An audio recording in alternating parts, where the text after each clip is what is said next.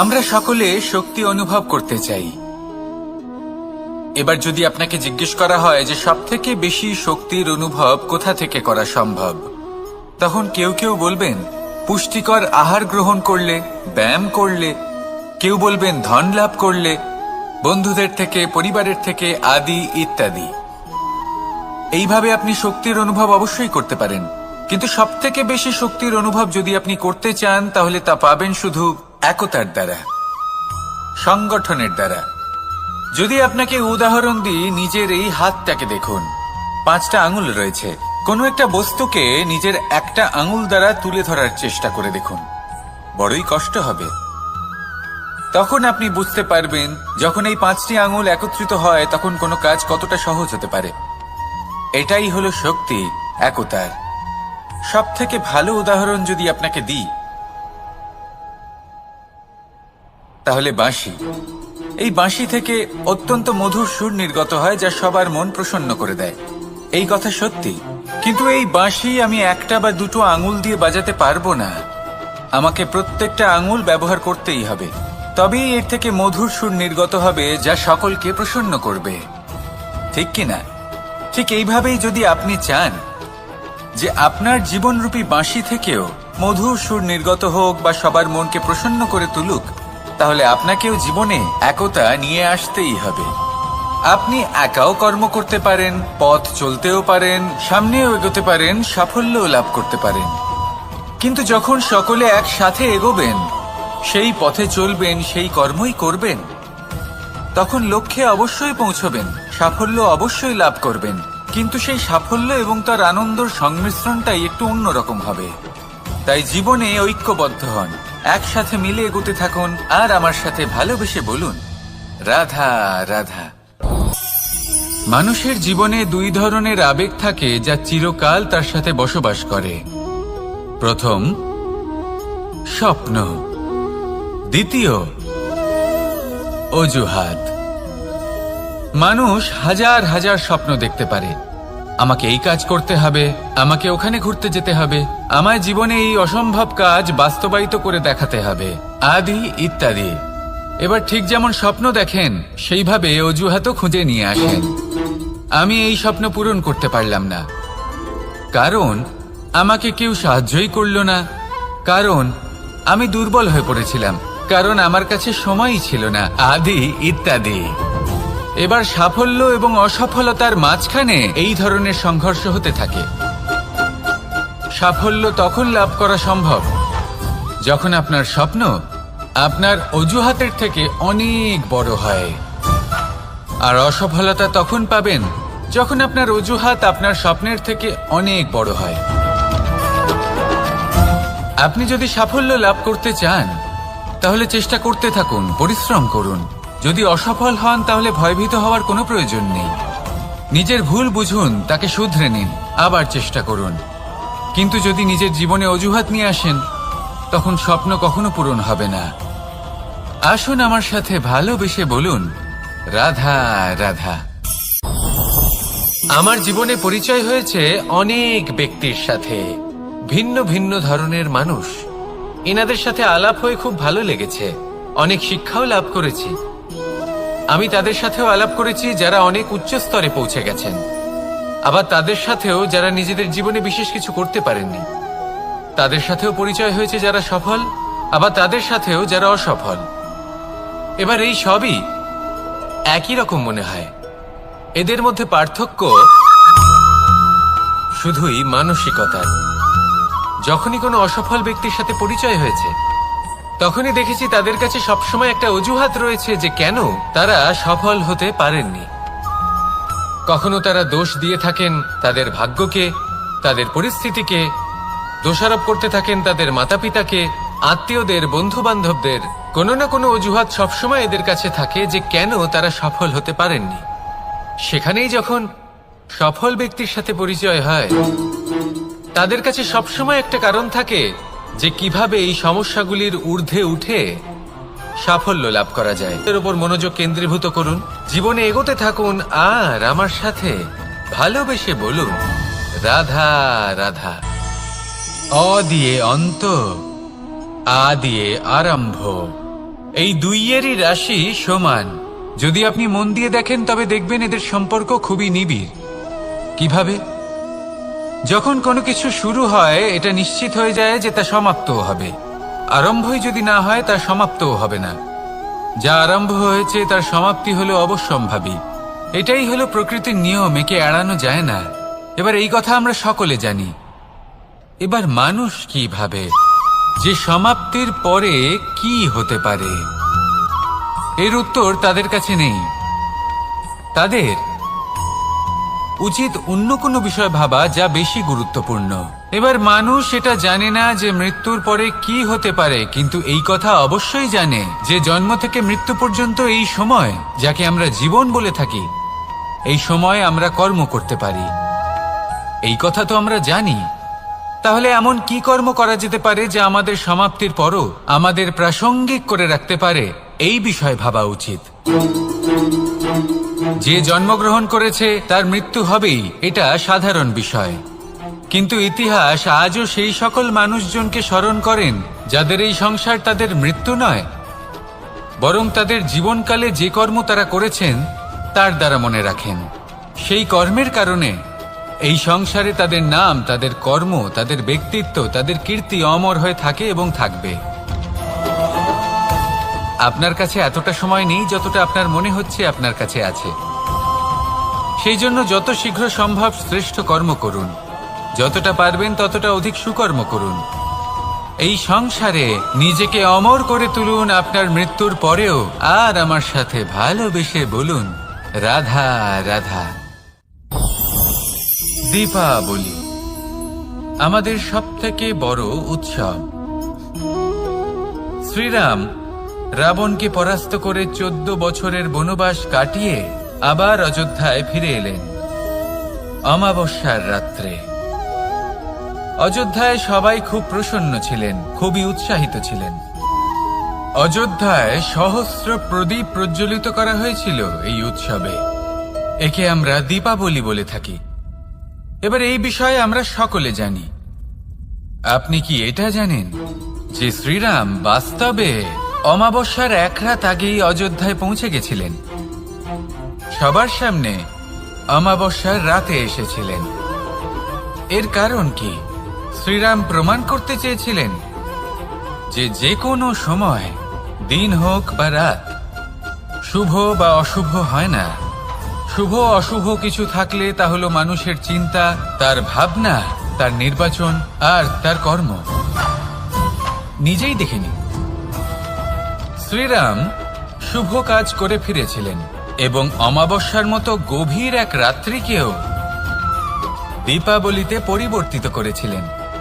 এমনটাই যদি আমরা করতে পারি, তাহলে এমন কোন গৃহে যান যেখানে অসহায় ব্যক্তি রয়েছেন, যা অন্ধকারাচ্ছন্ন, আর সেখানে প্রকাশ প্রজ্বলিত করুন।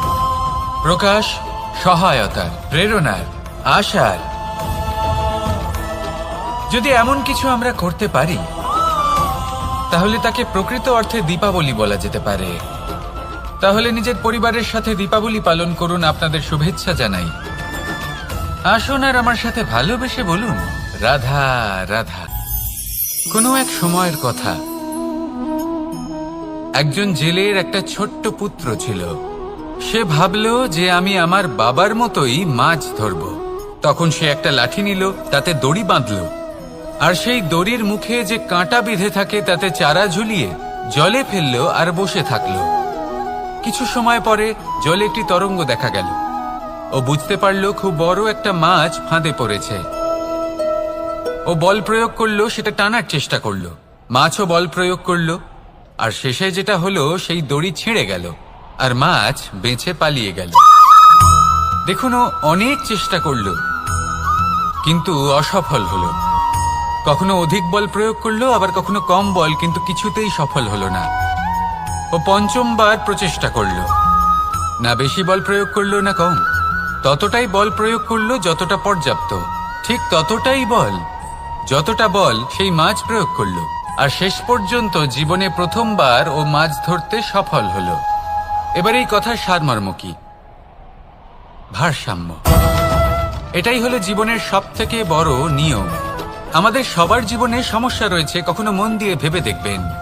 জীবনে যদি কোনো ক্ষুদ্র সমস্যা বা ছোট সমস্যা থাকে আর সেটা সমাধান করার জন্য আপনি বেশি চেষ্টা করছেন, তাহলে তার দ্বারা সমাধান হয় না, বরং আরো বিপদ বেড়ে যায়।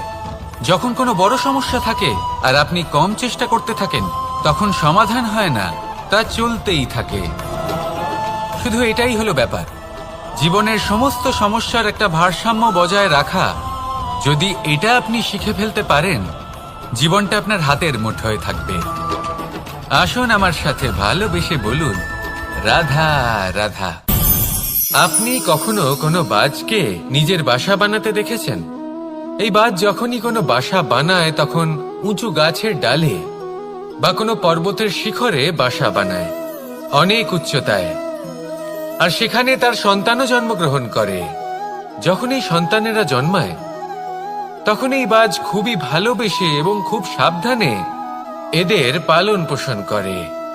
নিজের ঠোঁট দিয়ে তাদের ঠোঁটে খাবার পরিবেশন করে।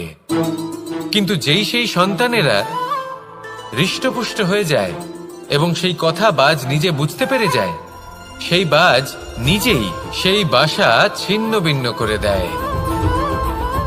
সেই সন্তান যাদের সবেমাত্র ডানা গজিয়েছে, কিভাবে উঠতে হয় তারা জানে না, সেই সন্তানগুলিকে উচ্চতা থেকে ঠেলে দেয়। সেই সন্তান প্রথমে ভয়ভীত হয়ে যায়। তারা সামনে মৃত্যুকে দেখতে পেয়ে ভয়ের কারণে তাদের ডানা ঝাপটাতে থাকে। আর সেই প্রক্রিয়াতেই সেই সন্তানগুলি উড়তে শুরু করে দেয়। এবার এই ঘটনায় আমরা কি শিক্ষা পেতে পারি? এটাই, যদি আপনি মাতা পিতা হন তাহলে নিজের সন্তানকে অবশ্যই স্নেহ করুন, কিন্তু তাদেরকে নিজের আঁচলের তলায় বেঁধে রাখবেন না।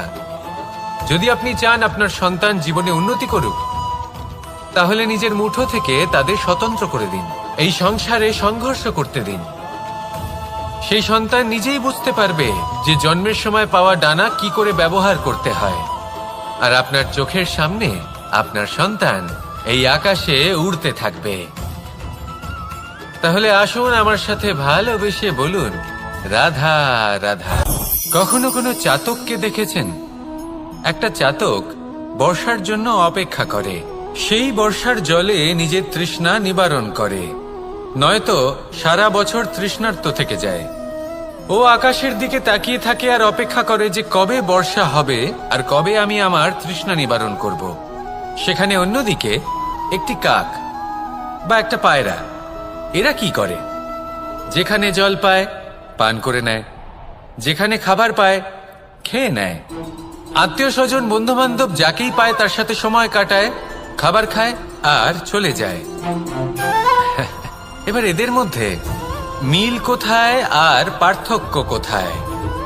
দুজনের কাছেই ডানা রয়েছে, দুজনেই উড়তে পারে। এই আকাশ হলো ওদের, খাবারের দানা ওদের। পার্থক্য হলো তাদের অভিলাষার, পার্থক্য হলো তাদের আকাঙ্ক্ষার, পার্থক্য জীবন যাপনের ধরনের। এবার যত বেশি আকাঙ্ক্ষা থাকবে, যত দামি জীবন যাপন করার ইচ্ছে থাকবে, তত বেশি কষ্ট আপনাকে সহ্য করতে হবে। আবার অন্যদিকে জীবন যত সরল হবে, জীবন যাপন যত সরল হবে, সমস্যা ততটাই কম হবে। তাই সবসময় চেষ্টা করবেন আপনার মানসিকতা এবং আপনার জীবন যেন সরল হয়। ভালোবাসতে থাকুন। যদি কেউ আপনাকে ভালোবাসে, তাকেও আপনি ভালোবাসা ফিরিয়ে দিন। তাদের সাথে কথা বলুন, কিছু তাদের কথা শুনুন, কিছু নিজের কথা বলুন। দেখবেন সকল তাপ উত্তাপ দূর হয়ে গেছে। এটাই তো হলো জীবনের সারমর্ম। তাই প্রেমে থাকুন, ভালোবাসুন, আর ভালোবেসে আমার সাথে বলুন, রাধা রাধা। একবার একজন সাধক ওনার শিষ্যদের একটা কাজ দিলেন। একটা দুর্লভ জড়িবুটি নিয়ে আসতে বললেন। এতটাও কঠিন কাজ সেটা ছিল না, কারণ সকল শিষ্য জানতেন যে এই দুর্লভ জড়িবুটি কোথায় পাওয়া যায়। পর্বতের শিখরে। কঠিন কাজ কোনটা? সেখানে পৌঁছনোর সেই পথ, যা ছিল কাঁটায় জর্জরিত, পাথরে পরিপূর্ণ, যেখানে পিছলে পড়ার আশঙ্কা রয়েছে এবং গভীর ক্ষত পেতে পারে সবাই। এবার বেশ কয়েকজন শিষ্য গেলেন, তার মধ্যে কয়েকজনই সেই জড়িবুটি নিয়ে আসতে পারলেন। কারণটা কি ছিল? কিছু শিষ্যের মনোযোগ ছিল শুধুমাত্র লক্ষ্যের দিকে, অর্থাৎ পর্বতের সেই শিখরে। কিছু শিষ্যের মনোযোগ ছিল পথের এই সংকটগুলির ওপর। কিছুজন নিজের সমস্ত মনোযোগ, সমস্ত শক্তি কেন্দ্রীভূত করলেন শুধুমাত্র লক্ষ্যের দিকে। বাকিরা মনোনিবেশ করলেন এই সংকটের থেকে নিজেকে বাঁচাতে। কিন্তু যাদের মনোযোগ শুধু লক্ষ্যের দিকে ছিল, শুধু তারাই জড়িবুটি নিয়ে আসতে পারলেন। কারণ কি ছিল? একটা সহজ ব্যাপার যা আমাদের বুঝতে হবে। আমরা যদি লক্ষ্যে পৌঁছতে চাই, তাহলে বিপদের সম্মুখীন তো আমাদের হতেই হবে, আর কোনো বিকল্প নেই। যন্ত্রণাও হবে, পায়ে কাঁটাও হয়তো ফুটতে পারে, হয়তো পড়েও যেতে পারেন, হয়তো রক্তপাতও হতে পারে। কিন্তু তার সাথেই সাফল্য অর্জনের যে আনন্দ, সেটাও পাওয়া যায়। সেই জন্য নিজের মনোযোগ সবসময় লক্ষ্যের দিকে রাখুন, পথের সেই বিপদগুলির দিকে নয়। সত্যি কথা বলতে, এই বিপদ এটা কিছুক্ষণের, আজ আছে কাল নাও থাকতে পারে। কিন্তু যদি লক্ষ্যকে প্রাপ্ত করতে পারেন, তাহলে তার আনন্দ আপনার সাথে সারা জীবন রয়ে যাবে। তাহলে লক্ষ্য প্রাপ্ত করুন আর আমার সাথে ভালোবেসে বলুন, রাধা রাধা। এই সংসারে সবাই বলেন, আমি অর্জুনের মতো হয়ে উঠতে চাই। সবাই চায় যে তারাও যেন অর্জুনের মতো গান্ডীব লাভ করে। তারাও চায় যে তাদেরকেও মহাদেব এসে পশুপতি অস্ত্র দান করবেন। তারাও এটাই চায় মহাভারতের মতো মহাসংগ্রামে বিজয়ী হতে। কিন্তু সবাই ভুলে যান যে অর্জুন যা হতে পেরেছিলেন, সবকিছুই অর্জন করেছিলেন। যদি আপনিও অর্জুনের মতো গান্ডীব লাভ করতে চান, তবে আপনাকেও তার মতোই শ্রেষ্ঠ কাঠ নির্বাচন করতে হবে। সেই কর্ম আপনাকেই করতে হবে। তার প্রত্যঞ্চা যাতে তীব্র হয়, তার জন্য আপনাকে সর্বশ্রেষ্ঠ দড়ি খুঁজে বের করতে হবে। আপনার বাণ যাতে ঘাতক হয়, সেই জন্য আপনাকে নতুন নতুন ধাতু খুঁজে বের করতে হবে। সেই শিক্ষা আপনাকে লাভ করতে হবে, তবেই আপনার ইচ্ছে পূর্ণ হবে। অর্জুন হওয়া বড়ই সরল, যদি আপনি কিভাবে অর্জন করতে হয় তা জানেন। শুধুমাত্র স্বপ্ন দেখেন যারা, তারা কখনোই অর্জন করতে পারবেন না। কিন্তু যদি কেউ অজ্ঞাতবাস ভোগ করতে পারে, যদি কেউ লাক্ষাগৃহ থেকে পালিয়ে বাঁচতে পারে, যদি কেউ কঠোর তপস্যা করতে পারে, প্রতীক্ষা করতে পারে এবং পরিশ্রম করতে পারে, তাহলে সে অর্জুন অবশ্যই হয়ে উঠবে। যদি আপনি অর্জুন হয়ে উঠতে চান, তাহলে কর্ম করতে শিখুন আর আমার সাথে ভালোবেসে বলুন, রাধা রাধা। বিগত দিনের কিছু কথা মনে পড়ে গেল। এক অদ্ভুত ঘটনা যা অমূল্য শিক্ষা দিয়ে যেতে পারে। বিষয় হলো যক্ষের সাথে যুধিষ্ঠিরের কথোপকথন। একবার যক্ষ যুধিষ্ঠিরকে জিজ্ঞেস করলেন, ওনাকে বললেন যে, আমার কিছু প্রশ্নের উত্তর যদি আপনি দিতে পারেন, তাহলে আমি আপনার বাকি ভ্রাতাগণকে আবার জীবিত করে তুলব। সেগুলোর মধ্যে খুব গুরুত্বপূর্ণ আর কঠিন একটা প্রশ্ন ছিল, এই সংসারের সব থেকে শ্রেষ্ঠ আশ্চর্য কোনটি? এই প্রশ্ন আমি আপনাকে জিজ্ঞেস করছি। এবার কেউ বলবেন স্বর্ণ দ্বারা নির্মিত লঙ্কা, এটি হলো সংসারের সব থেকে বড় আশ্চর্য। কেউ বলবেন বরফে ঢাকা সেই পর্বত যা আকাশ স্পর্শ করে। কেউ বলবেন সেই সমুদ্র যার গভীরতা মাপা অসম্ভব ব্যাপার। কেউ বলবেন সেই বায়ু যা আমরা দেখতে পাই না, কিন্তু তা আমাদের জীবন দান করে। সংসারের সব থেকে বড় আশ্চর্য কি, সেই প্রশ্নের উত্তর যুধিষ্ঠির দিয়েছিলেন, আর তা ছিল শ্রেষ্ঠ উত্তর এবং উচিত। উনি বলেছিলেন যে সংসারে প্রতিদিন কোন ব্যক্তি জন্ম, চেষ্টা করুন যাতে আপনি যে কাজ করছেন তার দ্বারা যেন অন্যের মঙ্গল হয়। এই প্রচেষ্টাই আপনার জীবনকে প্রসন্নতা আর প্রেম দ্বারা ভরিয়ে তুলবে। এই মন সুপ্রসন্ন হয়ে বলবে, রাধা রাধা।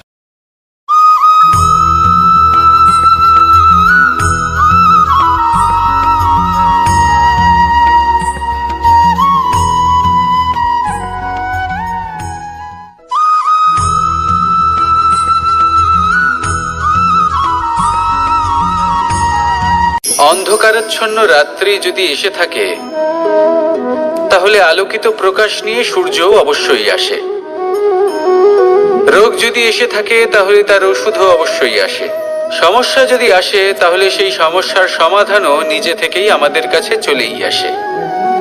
এই সংসার, এই জীবনের শুধুমাত্র একটাই নিয়ম আছে, আর তা হলো এটাই: এই সংসার হলো একটা চক্রের মতো। এতে শাশ্বত বলে কিছু নেই, নিত্য বলে কিছু নেই।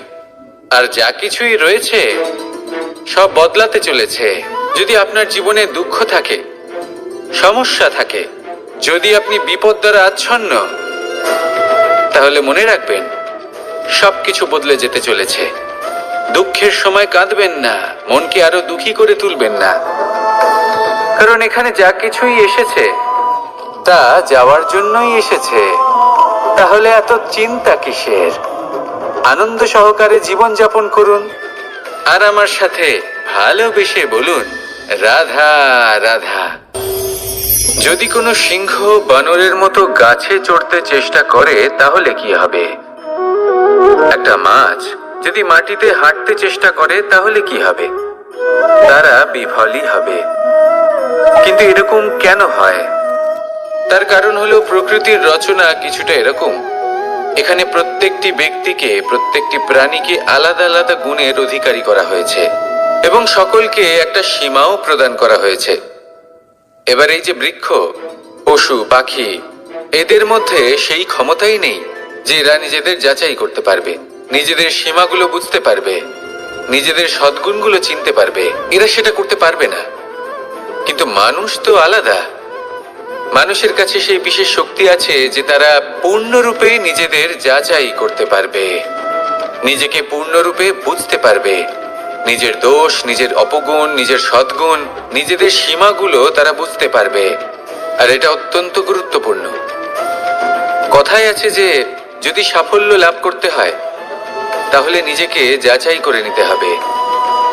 তাই নিজেকে যাচাই করুন, নিজের সাথে পরিচিত হয়ে যান এবং জীবনে কর্ম করতে থাকুন। সাফল্যের শিখরে অবশ্যই পৌঁছে যাবেন। আর ওখানে যদি যান তাহলে এই মন প্রসন্ন হয়ে অবশ্যই বলবে রাধা রাধা। বনের মধ্যে যদি আপনি কোনো বিষাক্ত সাপ দেখেন তাহলে কি করবেন? আপনি তখনই তার থেকে দূরে পালাতে চেষ্টা করবেন। আর এটা কেন করবেন? নিজের রক্ষার্থে। এই কথা আমি নয় মেনে নিলাম, কিন্তু নিজের জীবনে এটা করেন না কেন? আপনি যেখানেই যান, যে স্থানেই যান না কেন, প্রত্যেক সময়, প্রত্যেক মুহূর্তে এমন বিষাক্ত সাপ আপনি অবশ্যই খুঁজে পাবেন। আর সেই সাপ নয় যাদের আপনি বনে খুঁজে পাবেন। এরা হলো সেই সাপ যা আপনাকে পাপ করতে বাধ্য করবে। আপনার অন্তরের বাসনা, ক্রোধ, অহংকার, লোভ, ঈর্ষা, এদের বৃদ্ধি ঘটাবে। দেখুন, বনের এই সাপ আপনাকে একবার ছেড়ে দিতেও পারে, ছোবল নাও মারতে পারে, কিন্তু এই যে পাপরূপী সাপ আছে তা অবশ্যই ছোবল মারবে। কর্ম যদি করেন তাহলে অবশ্যই ফল পাবেন। সেই জন্য যখনই কোথাও যাবেন, যদি এমন কাউকে দেখেন, যদি এমন কিছু দেখেন যে আপনাকে পাপ করতে বাধ্য করছে, তাহলে সেই মুহূর্তে সেখান থেকে পালিয়ে যান। যেমন বনের সাপ দেখে আপনি পালাতে থাকেন। সৎকর্মের রক্ষা অত্যন্ত আবশ্যক। আসুন আর আমার সাথে ভালোবেসে বলুন রাধা রাধা। মনুষ্য জীবনের সব থেকে বেশি গুরুত্বপূর্ণ বিষয় হল মনের একাগ্রতা।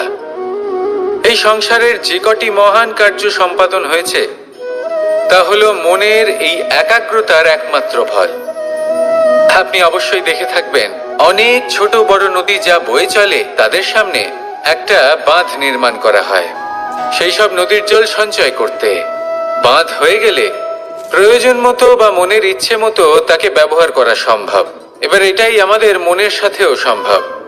আমাদের মনের একাগ্রতা আজকের দিনে দাঁড়িয়ে বিভিন্ন ধরনের বিকার, ক্রীড়া এবং ভোগের মধ্যে ভাগ হয়ে গেছে। একে একত্রিত করতে হবে, একটা বাঁধ নির্মাণ করতে হবে, কর্মের বাঁধ। আপনাকে শুধু এটাই করতে হবে, যেটা উচিত কর্ম সেটাই করুন, যেটা অনুচিত কর্ম সেটা করা থেকে নিজেকে বিরত রাখুন। ব্যাস, এই কাজটাই আপনি করতে থাকুন, করতে থাকুন। মনের মধ্যে একাগ্রতার বাঁধ নির্মাণ করুন। আর একবার যদি তা নির্মাণ হয়ে যায় তাহলে যখন চাইবেন, যেখানে চাইবেন, যতটা চাইবেন একাগ্রতা প্রয়োগ করতে পারবেন। আর একবার যদি আপনি এটা শিখে যান, তাহলে এই সংসারকে বদলে ফেলার মতো কাজ আপনি করতে পারবেন, সমাজকে শুধরাবার মতো কাজ করতে পারবেন। তাহলে এই মনকে একাগ্র করুন আর আমার সাথে ভালোবেসে বলুন, রাধা রাধা। আমরা সবাই ফল খাই, কিন্তু আমাদের সেই ফলই প্রিয় হয় যে পরিপক্ক হয়ে ওঠে, যেটা নম্র হয়, আর যে ফল অনেক বেশি মিষ্টি আর সুস্বাদু হয়ে থাকে, যাদের রঙে বাহার দেখা যায়। সেইভাবে জীবনে আমরা নানান মানুষের সাথে পরিচিত হই, কিন্তু সেই মানুষই আমাদের মন ছুঁয়ে যায় যারা বিনম্র স্বভাবের, যাদের বাণী খুব মধুর, যাদের অন্তরে আত্মবিশ্বাসের একটা তেজ, একটা রং দেখা যায়। এবার এমন ব্যক্তি আমরা কি করে হব? ঠিক সেইভাবেই যেমন একটা ফল রোদ, বর্ষা, শীত, বায়ু এই সকল সংকটময় পরিস্থিতির সম্মুখীন হয়ে পরিপক্ক হয়ে ওঠে, সেইভাবেই মানুষ সংকটময় পরিস্থিতির সম্মুখীন হয়ে পরিপক্ক হয়ে ওঠেন। যদি এই সংকটের সম্মুখীন হন তাহলে অভিজ্ঞ হবেন, আর এই অভিজ্ঞতাই শিক্ষা দিয়ে যাবে। এই অভিজ্ঞতা আমাদের শিখিয়ে দেয় যে আমাদের বিনম্র থাকতে হবে, অহংকার করে কোনো লাভ নেই। মধুর বাণীর যে কি মূল্য তা আমরা শিখতে পারি। এই অভিজ্ঞতাই আমাদের বুঝিয়ে দেয় যে উচিত অনুচিত কোনটা, আমাদের দৃষ্টিভঙ্গি তৈরি করে, আর এই দৃষ্টিভঙ্গি দ্বারা আত্মবিশ্বাস জাগ্রত হয়। সেই জন্য জীবনে কখনো বিপদ থেকে দূরে পালাবেন না, সেগুলোর সম্মুখীন হন, অভিজ্ঞতা লাভ করুন, তার থেকে শিক্ষা লাভ করুন, এইভাবেই পরিপক্ক হবেন। আসুন আমার সাথে ভালোবেসে বলুন, রাধা রাধা। ধন সঞ্চয় করা সম্ভব, আর সেই জন্য ধন সব থেকে বেশি মূল্যবান সম্পত্তি নয়। এবার আপনি বলবেন, এ আমি কি বলছি? এই ধন খুব মূল্যবান, আমরা সকলে অর্জন করতে ব্যস্ত। সেটা এই কারণে, কারণ আপনারা জানেন না এই সংসারের সব থেকে বেশি মূল্যবান সম্পত্তি কি। এ হলো সেই সম্পত্তি যা কখনো সঞ্চয় করা সম্ভব নয়। আপনার কাছে যতই ধন থাকুক তা দিয়ে আপনি স্বাস্থ্য লাভ করতে পারেন, বাড়ি কিনতে পারেন, আদি ইত্যাদি, কিন্তু আপনি যতই ধনী হন না কেন, ফেলে আসা দিনের একটা মুহূর্ত আপনি লাভ করতে পারবেন না। এই একটা মুহূর্ত, এই সময়, এটাই হলো সংসারের সব থেকে মূল্যবান সম্পত্তি। একবার চলে গেলে তা কখনোই ফিরে আসে না। আর এই মুহূর্ত যতই চলে যাক না কেন, আমরা স্মৃতির মাধ্যমে সেগুলি যাপন করতে পারি, তার আনন্দ উপভোগ করতে পারি, আর যার সাথে আমরা সময় অতিবাহিত করেছি তার স্মৃতিতে আমরা চিরকাল জীবিত থাকতে পারি। সেই জন্য সময় সব থেকে মূল্যবান সম্পত্তি, তাকে এইভাবে নষ্ট করবেন না। প্রত্যেকটা মুহূর্ত উপভোগ করুন, আনন্দ করুন, আর ভালোবেসে বলুন, রাধা রাধা। কনক, কি সুন্দর একটা শব্দ। এর অনেকগুলো রূপ রয়েছে, অনেকগুলো অর্থ রয়েছে। প্রথম অর্থ হলো স্বর্ণ, অর্থাৎ সম্পত্তি। দ্বিতীয় অর্থ ধুতুরা, অর্থাৎ গাছের ছোট একটা বীজ, যা কিনা অত্যন্ত শক্তিশালী হয়। যদি বেশি মাত্রায় এর প্রয়োগ করা হয় তাহলে এটা বিষময় হয়ে উঠতে পারে। এই হলো সেই ধুতুরা যার প্রয়োগ মহাদেবের পুজোতে করা হয়। এবার প্রশ্ন হলো এটাই যে এই স্বর্ণ এবং এই ধুতুরার মধ্যে মিল কি রয়েছে। মিল হলো এটাই যে এই দুটোই মানুষকে মত্ত করে তোলে।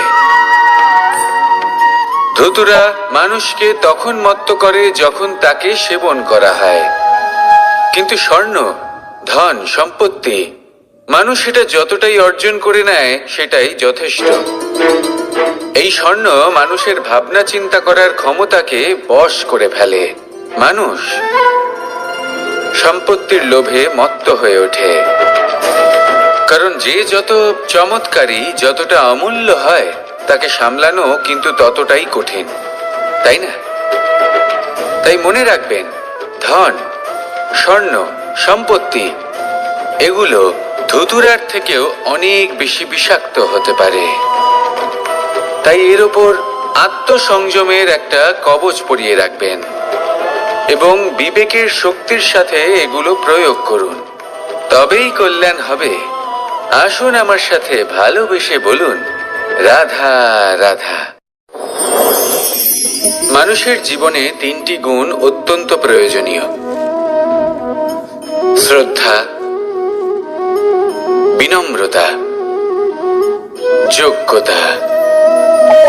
যদি জ্ঞান লাভ করতে চান তাহলে শ্রদ্ধার প্রয়োজন, যদি মান লাভ করতে চান তাহলে স্বভাবে বিনম্র হওয়া প্রয়োজন, আর যদি মনোবাঞ্ছিত স্থান লাভ করতে চান তাহলে যোগ্যতার প্রয়োজন। বিষয়টা সহজ। শ্রদ্ধা আপনাকে জ্ঞান দেবে, নম্রতা আপনাকে মান, আর যোগ্যতা উচিত স্থান দেবে। কিন্তু যদি আপনি এই তিনটি গুণ সম্মিলিত করেন তাহলে এমন কিছু লাভ করবেন যা এই সব কিছুর থেকে অনেক ঊর্ধ্বে। সম্মান। আর এ হলো সেই সম্মান যা প্রত্যেক মানুষের নিজের জীবনে লাভ করতে চেষ্টা করা উচিত। কারণ এই হলো সেই সম্মান যার কারণে আপনি চলে যাওয়ার পরেও এই সংসার আপনাকে ভালোবাসবে আর মনে রাখবে। আসুন আমার সাথে ভালোবেসে বলুন, রাধা রাধা।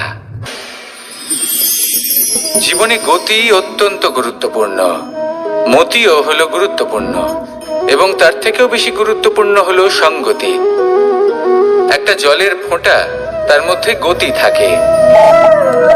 প্রকৃতির মধ্যে তা লাভ করার ইচ্ছে নিহিত থাকে, কিন্তু এই যে সঙ্গতি তা নির্ধারিত করে যে এই জলের ফোঁটা ঝিনুকের মুখে পড়ে মুক্তোতে পরিণত হবে নাকি বিষাক্ত সাপের মুখে পড়ে বিষে পরিণত হবে। এবার দেখুন, এই জঞ্জাল স্বর্ণকারের দোকানের সামনেও থাকে এবং জঞ্জাল একজন ব্যবসাদারের দোকানেও থাকে, কিন্তু জঞ্জাল যা স্বর্ণকারের দোকানে থাকে তা ব্যবসাদারের দোকানের জঞ্জালের থেকে অনেক বেশি মূল্যবান, কারণ তার মধ্যে সোনার কণার সঙ্গতি থাকে। সেই জন্য জীবনে সঙ্গতির উপর বিশেষ গুরুত্ব দেবেন। যেমন সঙ্গতি তেমনই আপনি হবেন। আসুন আমার সাথে ভালোবেসে বলুন, রাধা রাধা।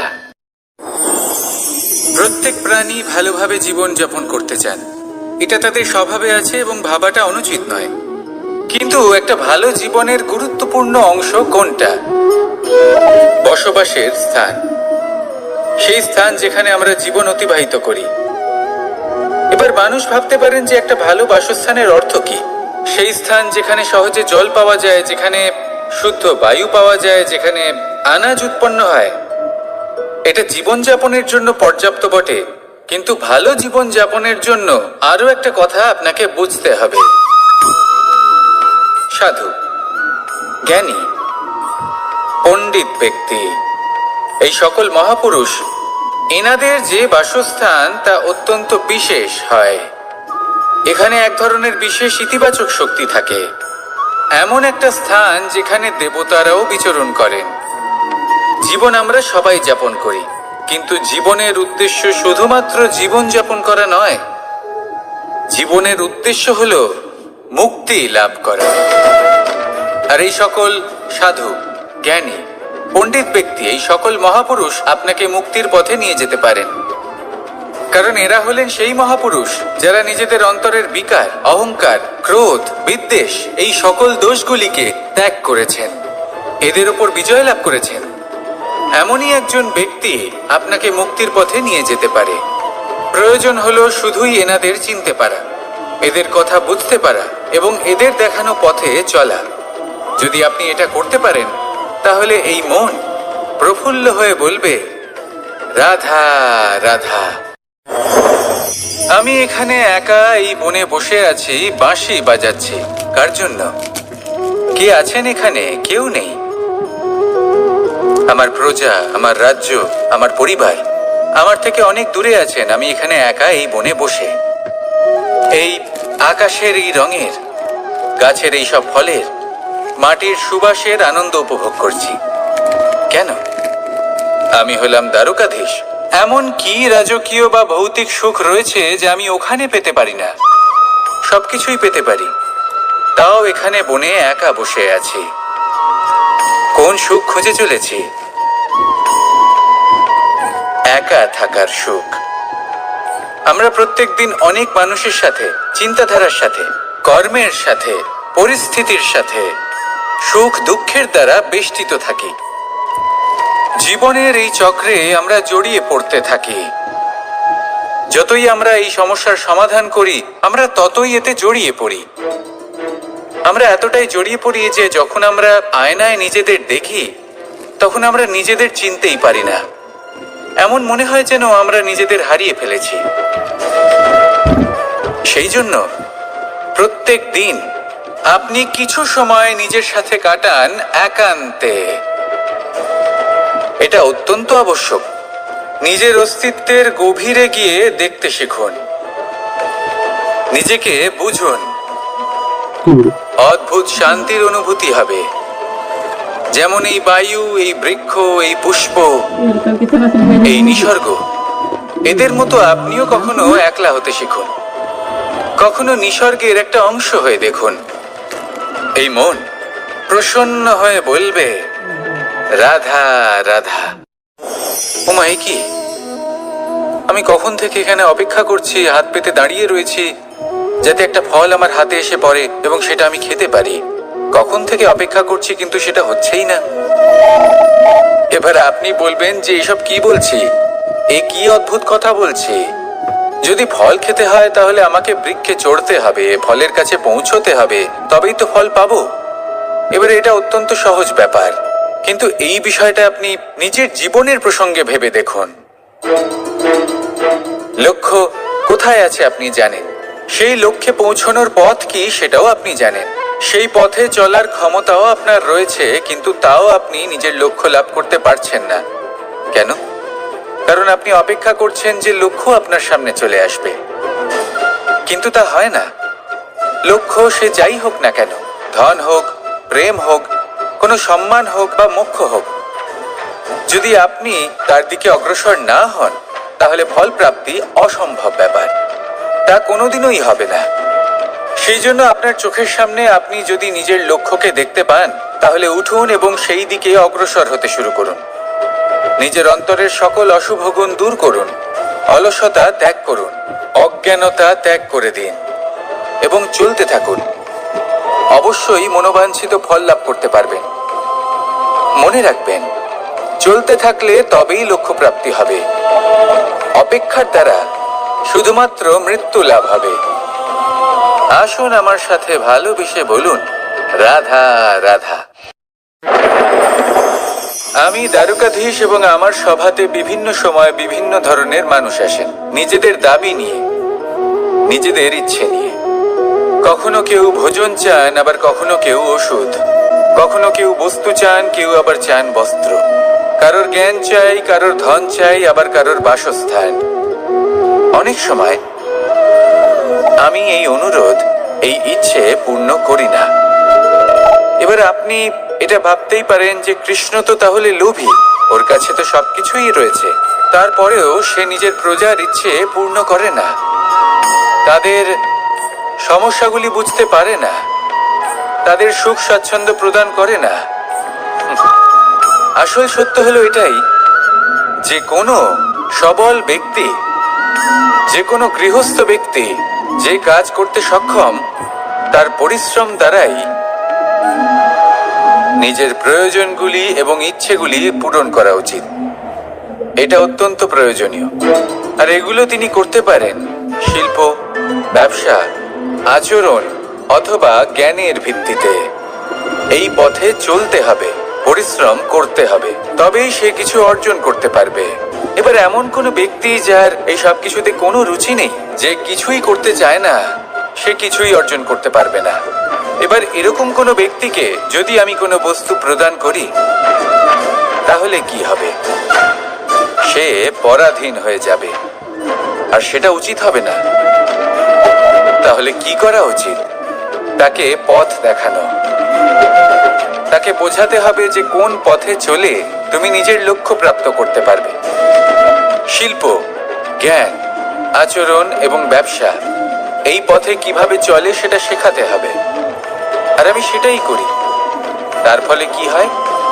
ব্যক্তি স্বাধীন হয়ে যায়। সংসারে সে যা চাইবে তাই প্রাপ্ত করতে পারবে, কখনো কারোর থেকে কিছু চাইবার প্রয়োজন পড়বেই না।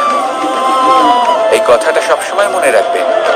যখনই দান করবেন, তা ভাবনা চিন্তা করে এমন ভাবে দান করবেন যাতে সামনের ব্যক্তি স্বাধীন হতে পারেন, পরাধীন নয়।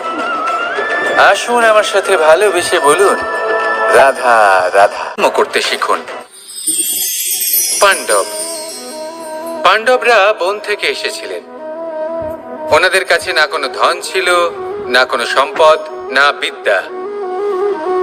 নিজের পরিশ্রমের দ্বারা ওনারা বিদ্যা অর্জন করেছিলেন, আর তার দ্বারাই সম্পদ অর্জন করলেন আর ধনও অর্জন করলেন। এই পাণ্ডব ছিলেন অত্যন্ত কুশল এবং শক্তিশালী। যুধিষ্ঠির নিজের পরিশ্রম দ্বারা এমন জ্ঞান অর্জন করেছিলেন যে এই সংসার ওনাকে ধর্মরাজ যুধিষ্ঠির অভিহিত করেছিল। দেখতে গেলে পাণ্ডবদের কাছে সবকিছুই ছিল, কিন্তু যখন বিষয় এলো আরো ধন লাভ করার, তখন যুধিষ্ঠির, যিনি পাণ্ডবদের মধ্যে জ্যেষ্ঠ, তিনি সকল পাণ্ডবদের সাথে দ্যুতক্রীড়ায় অংশগ্রহণ করে ফেললেন। এর ফলে না শুধু ধনলক্ষ্মী, ধর্মলক্ষ্মী, বিবেক লক্ষ্মীকেও হারালেন, আর শুধু তাই নয়, নিজের গৃহলক্ষ্মী দ্রৌপদীকেও হারিয়ে ফেললেন। এর কারণ কি? ভুলে গেলেন খুব সহজ একটা কথা, এই সংসারে সম্মান এবং সাফল্য দুটোই পরিশ্রমের দ্বারা লাভ করতে হয়। কিন্তু দ্যুতক্রীড়ার এই খেলা আমাদের ভাগ্যের উপর নির্ভরশীল। এই সংসারে দুটি পথ রয়েছে। একটা পথ যেখানে কর্ম এবং পরিশ্রমের দ্বারা আপনি নিজের পথ নিজেই রচনা করতে পারবেন, আর দ্বিতীয় পথ হলো যেখানে এই ভাগ্য এক মুহূর্তে আপনাকে শিখরেও পৌঁছে দিতে পারে, আবার ধূলিসাৎ করে দিতে পারে। আপনি কোন পথ বাছবেন সেই চয়ন আপনারই। আসুন আর আমার সাথে ভালোবেসে বলুন রাধা রাধা। কোনো এক সময়ের ঘটনা এটা। মা এবং বাবা হাটে গিয়েছিলেন, তখন আমি আর দাদা গিয়েছিলাম গরু চড়াতে। আমরা বাড়ি ফিরে এলাম, আর মা সেই সময় একটা কাজ করতেন। যখনই হাটে যেতেন দরজা তালা বন্ধ করে যেতেন। উনি খুব ভালো করে জানতেন যে যদি ওনার এই মাখন চোর সঠিক সময়ে পৌঁছে যায়, তাহলে এক ফোঁটাও মাখন ওনার অবশিষ্ট থাকবে না।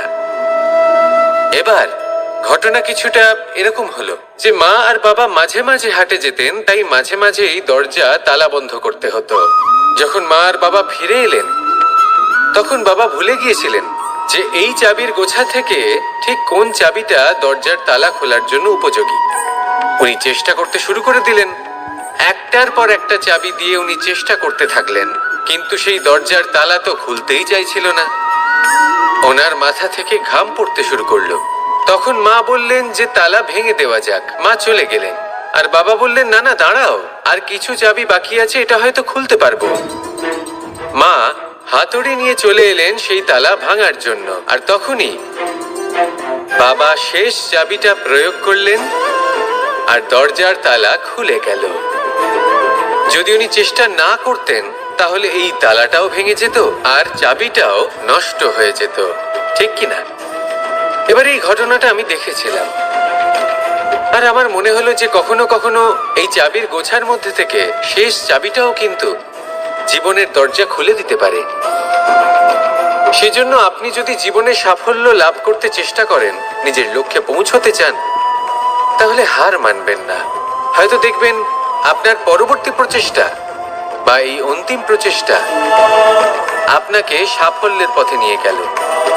তাই নিরন্তর প্রচেষ্টা করতে থাকুন, জীবনে সাফল্য লাভ করুন। যজ্ঞের আগুনকে শুভ বলে মনে করা হয়, আর সেখানেই চিতার আগুনকে অশুভ মনে করা হয়। এমনটা কেন হয়? এখানে বিষয়টা হলো লক্ষ্য, বিচার এবং সঙ্গের। যখন আমরা যজ্ঞ করি তখন আমাদের লক্ষ্য কি হয়? পরিবেশকে আরো পবিত্র করে তোলা, ইতিবাচক করে তোলা। আমাদের লক্ষ্য শুভ হয়। তারপরে আসে বিচার। এই পরিস্থিতিতে সেই বিচার হলো অগ্নি। স্ফুলিঙ্গ থেকে তীব্র আকার ধারণ করে সমস্ত কাঠকে পুড়িয়ে দেয় এবং সুগন্ধ ছড়িয়ে দেয়। অর্থাৎ যদি আপনার লক্ষ্য শুভ হয়, তাহলে তার নিজেই শুভ বিচারধারাকে আমন্ত্রণ জানায়।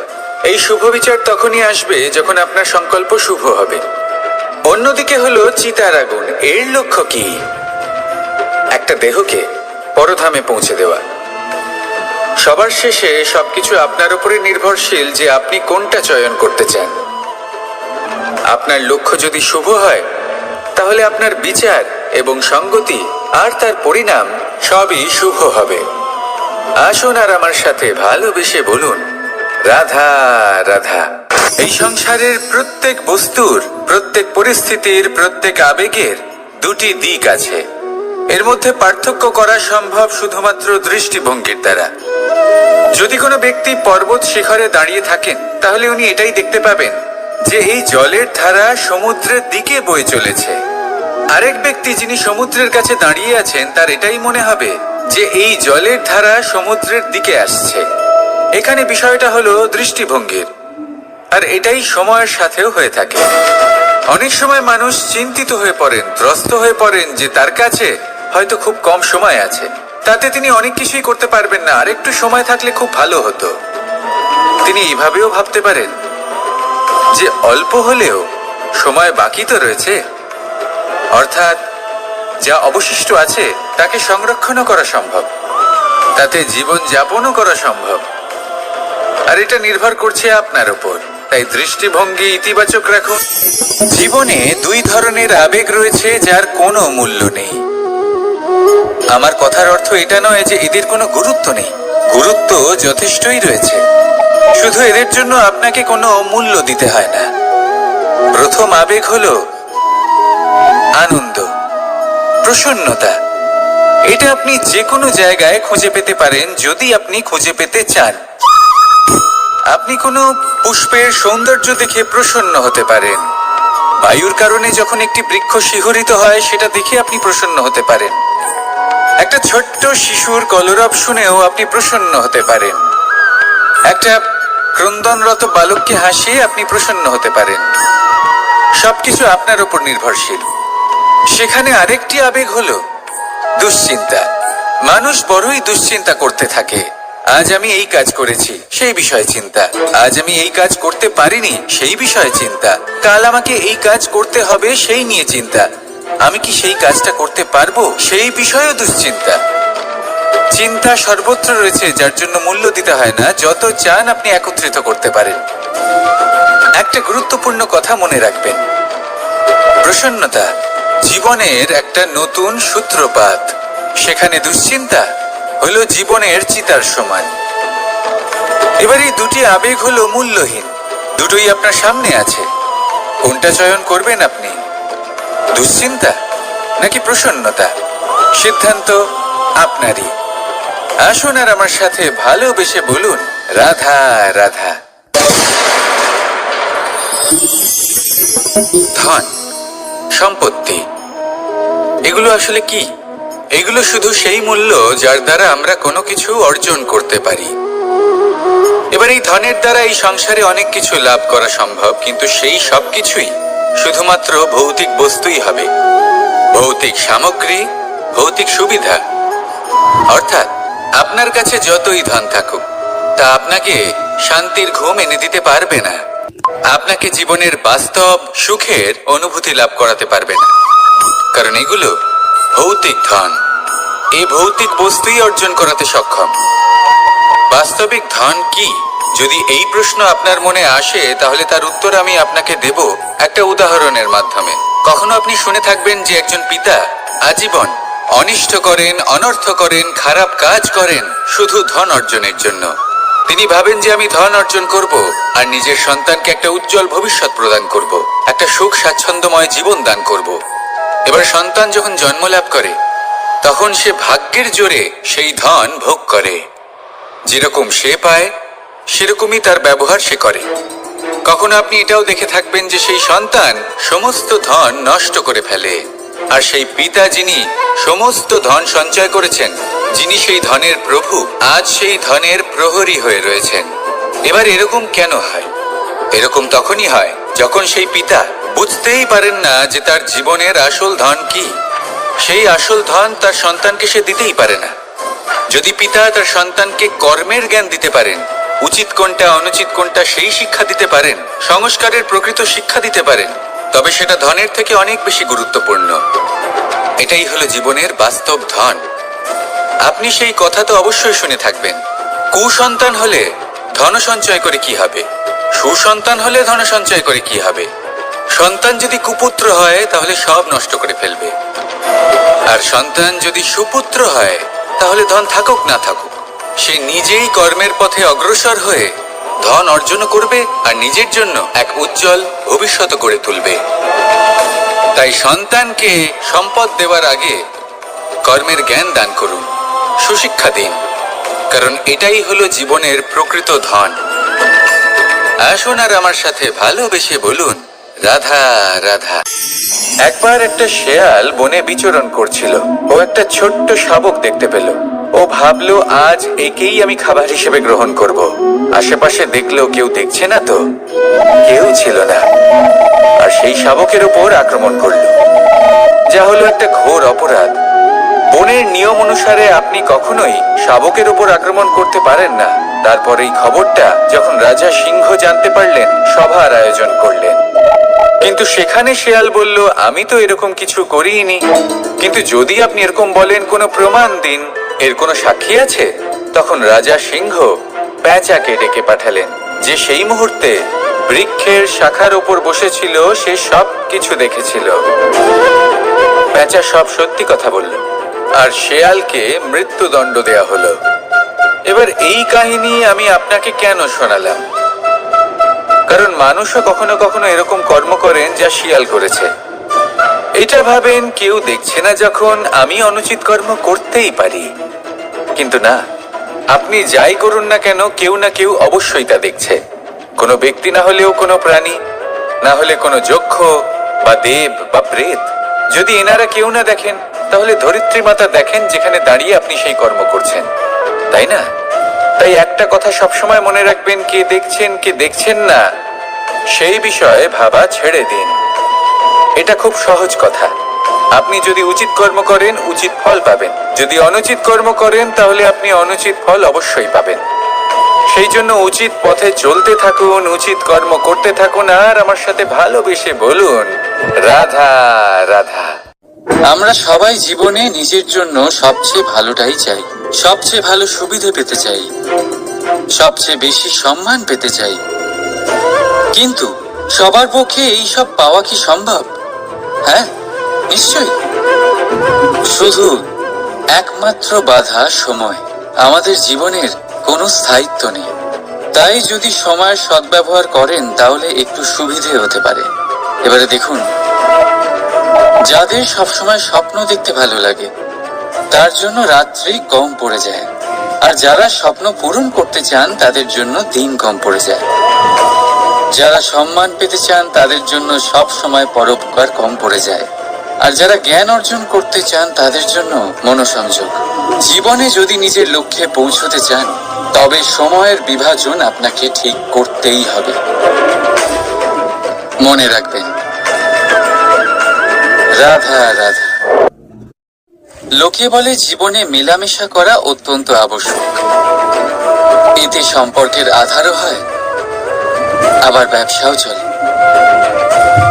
কিন্তু সবচেয়ে বেশি গুরুত্বপূর্ণ হলো ব্যবহার। তাই এই বিষয়ে ভাবুন, আপনার জীবনে কে আপনার সাথে মেলামেশা করবে তা নিশ্চিত করে সময়। আপনি আপনার জীবনে কার সাথে মেলামেশা করবেন তা নিশ্চিত করবে আপনার হৃদয়। আপনি যাদের সাথে মিশছেন, তাদের হৃদয়ে আপনি কতক্ষণ থাকবেন তা নিশ্চিত করবে আপনার ব্যবহার। নিজের ব্যবহার ভালো রাখুন, সব ভালোই হবে। রাধা রাধা। এই ফুল দেখতে পাচ্ছেন আপনি? এটা সেই ফুল যার জীবন এই ডালে শুরু হয়েছিল। দর্শকদের চোখে প্রশংসা দেখল সে। মধুর লোভে মৌমাছিরা এলো, আর তারপর ডাল থেকে ভেঙে নিচে পড়ে গেল সে। কেন? নিয়তি এরকম কেন করলো? ভাবুন। কারণ এই ডালেই ফুল হয়ে থাকাটা এই ফুলের জীবনের লক্ষ্য কখনোই ছিল না। এবার এই ফুল হয় দেবতাদের সজ্জায় ব্যবহৃত হবে, নয় কোনো কন্যার গয়নায় গাঁথা হবে, আর নয় কারোর প্রেম প্রদর্শনের মাধ্যম হবে। দেখুন, জীবনে নিজের লক্ষ্যে পৌঁছতে হলে যাত্রাকে ভয় পেলে চলবে না।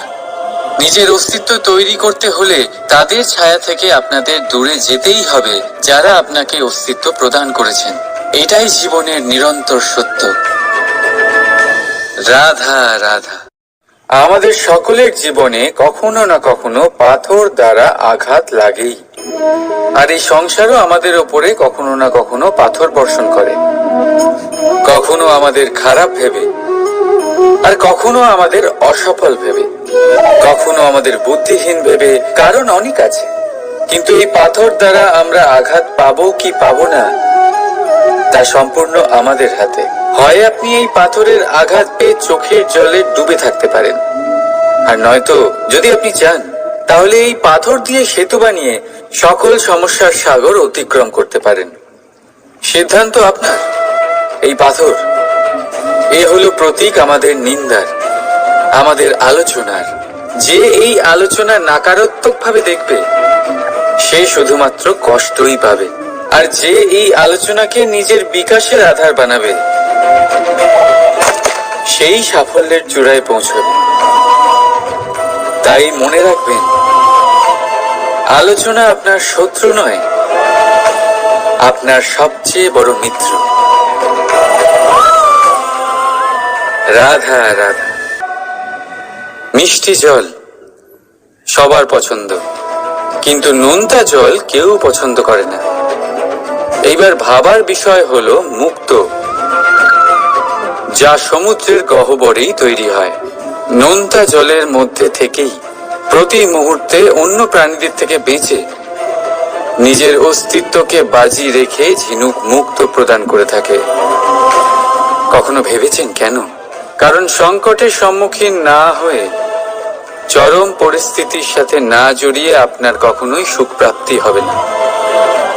তাই নির্ভীক হয়ে সংকটের সম্মুখীন হন, আর আমার সাথে ভালোবেসে বলুন রাধা রাধা। আমরা সকলেই সময়ের গুরুত্ব বুঝি। সময় আমাদের তৈরি করে, আর সময়ই আমাদের নষ্ট করে দেয়। কখনো ভালো সময় আসে, আর কখনো ভীষণ খারাপ সময় আসে। তবে আশ্চর্যের বিষয় এটাই যে সব জেনেও আমরা সময় নষ্ট করি। মনে রাখবেন, সময় শুধু বয়ে যায়, কখনো ফিরে আসে না। তাই ভালো সময় আসার অপেক্ষায় সময় নষ্ট করবেন না। যাই করবেন আজ, এক্ষুনি, এই মুহূর্তে শুরু করুন। তা সেটা কাউকে আনন্দ দেওয়াই হোক, বা নিজেকে বদলানোর চেষ্টা করা হোক, যাই হোক না কেন, বিলম্ব করবেন না। কারণ সময় শুধুমাত্র তাকেই সঙ্গ দেয় যে সর্বদা সময়কে সম্মান করে। রাধা রাধা। কোথায় আছে সবকিছু সীমা থাকে, মুশকিলের, কষ্টের, সংকটের, অন্ধকারের। যার কোনো সীমা নেই তা হলো কেবলমাত্র কঠোর পরিশ্রমের। আপনি নিশ্চয়ই দেখেছেন, রাত্রি যতই অন্ধকারময় হোক, তারারা পরিশ্রম করে তার সাথে লড়তে থাকে, আর অবশেষে সকাল হয়েই যায়। ঝড়ে পাখিদের বাসা ছিন্ন বিচ্ছিন্ন হয়ে যায়, কিন্তু পাখিরা নিজের পরিশ্রম দ্বারা তা আবার বানিয়ে নেয়। কারণ যা সীমিত তাকে অসীমের কাছে হারতে হয়, আর পরিশ্রম অসীম। রাধা রাধা। প্রবাহিত নদী কত সুন্দর হয়, বলিষ্ঠ হয়। যেদিক দিয়ে বয়ে যায় সেখানে এক নতুন জীবন প্রদান করে, ধরণীকে উর্বর করে, আকাল দূরে রাখে। আর হয়তো এই জন্যই নদীকে মায়ের মতো পুজো করা হয়। কিন্তু আপনি কি কখনো ভেবে দেখেছেন যে নদীর জন্ম কি করে হয়? এ কি শুরু থেকেই এমন বিশাল আর খরস্রোতা হয়? না, বৃষ্টির ছোট ছোট ফোঁটা একসাথে সম্মিলিত হয়ে এক সূক্ষ্ম ধারা তৈরি করে, আর সেই ধারাগুলি পর্বতের বরফ কেটে তাদেরকে গলিয়ে জলপ্রপাত হয়ে ঝরে পড়ে পাথরের সাথে ধাক্কা খেয়ে তারপরেই সে নদী হয়ে ওঠে। ঠিক সেইভাবেই এত সহজে কেউ মহান হয়ে ওঠে না। ছোট ছোট চেষ্টা মিলে এক বিশাল ব্যক্তিত্ব তৈরি করে। তাই জীবনে সর্বদাই চেষ্টা করতে থাকুন। অস্তিত্ব নিজে থেকেই প্রকাশ পাবে।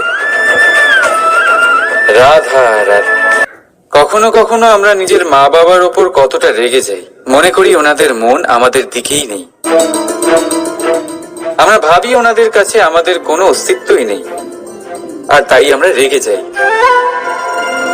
কিন্তু আপনি কি কখনো এমন অনুভব করেছেন যে আমাদের চোখ দিয়ে আমরা আমাদের নাক কখনো দেখতেই পাই না, কারণ তা চোখের ভীষণই কাছে থাকে, দুই চোখের মাঝখানে।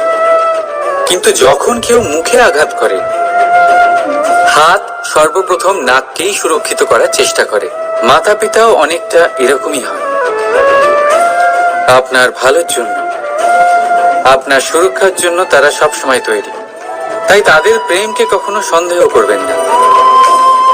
আবশ্যক নয় তাদের প্রেম আপনি সবসময় স্পষ্টভাবে দেখতে পাবেন, কারণ এই এক এমন প্রেম যা সর্বদাই আপনার সাথে ঢাল হয়ে আপনার রক্ষা করতে থাকবে।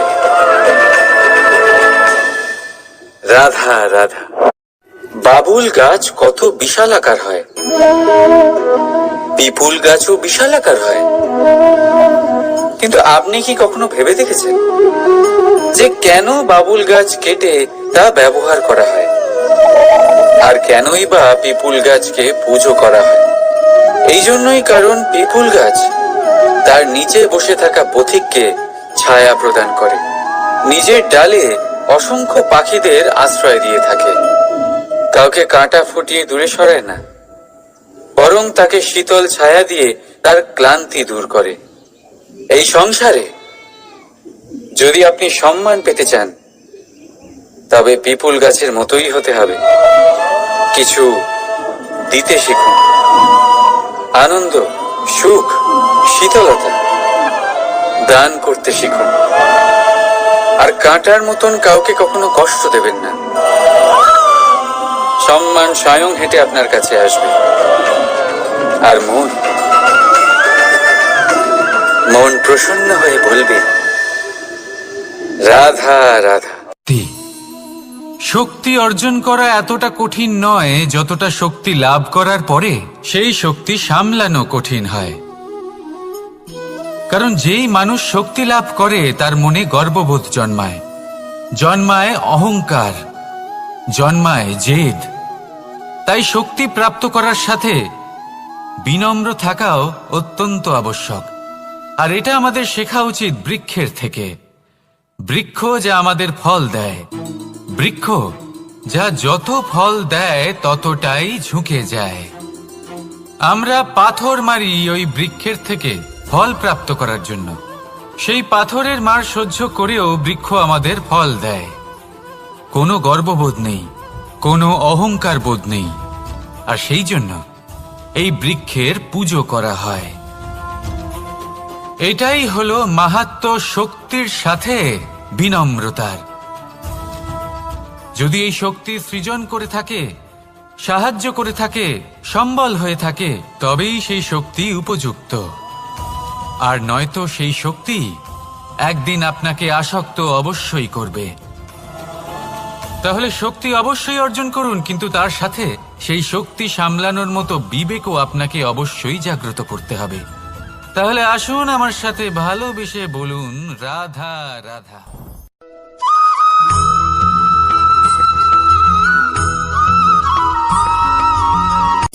কথায় আছে, অন্ধকারে প্রদীপ প্রজ্বলিত করলে চতুর্দিক আলোকিত হয়। কিন্তু যদি এই প্রদীপ আমি সূর্যের আলোর সম্মুখে সকালবেলায় প্রজ্বলিত করে রেখে দিই, তাহলে কি হবে? আপনি বলবেন যে এটা করে তো কোনো লাভই হলো না। সূর্যের প্রকাশের সামনে এই প্রদীপ আসলে কিছুই নয়। এবার এই চিন্তা ভাবনা প্রত্যেক দিন করতে হবে, আর একটা অমূল্য শিক্ষা পেতে হবে। মনে করুন যে আপনি মহাপুরুষের সামনে বসে আছেন, কোনো মহাজ্ঞানীর সামনে।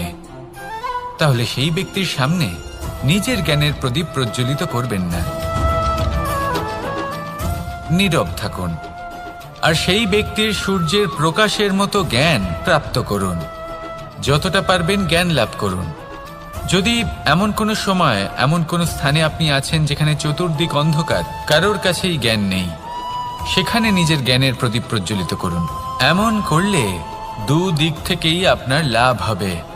আপনার জ্ঞান প্রাপ্তিও হবে আর জ্ঞানের সঠিক প্রয়োগও করতে পারবেন। আর এই মন প্রসন্ন হয়ে বলবে, রাধা রাধা।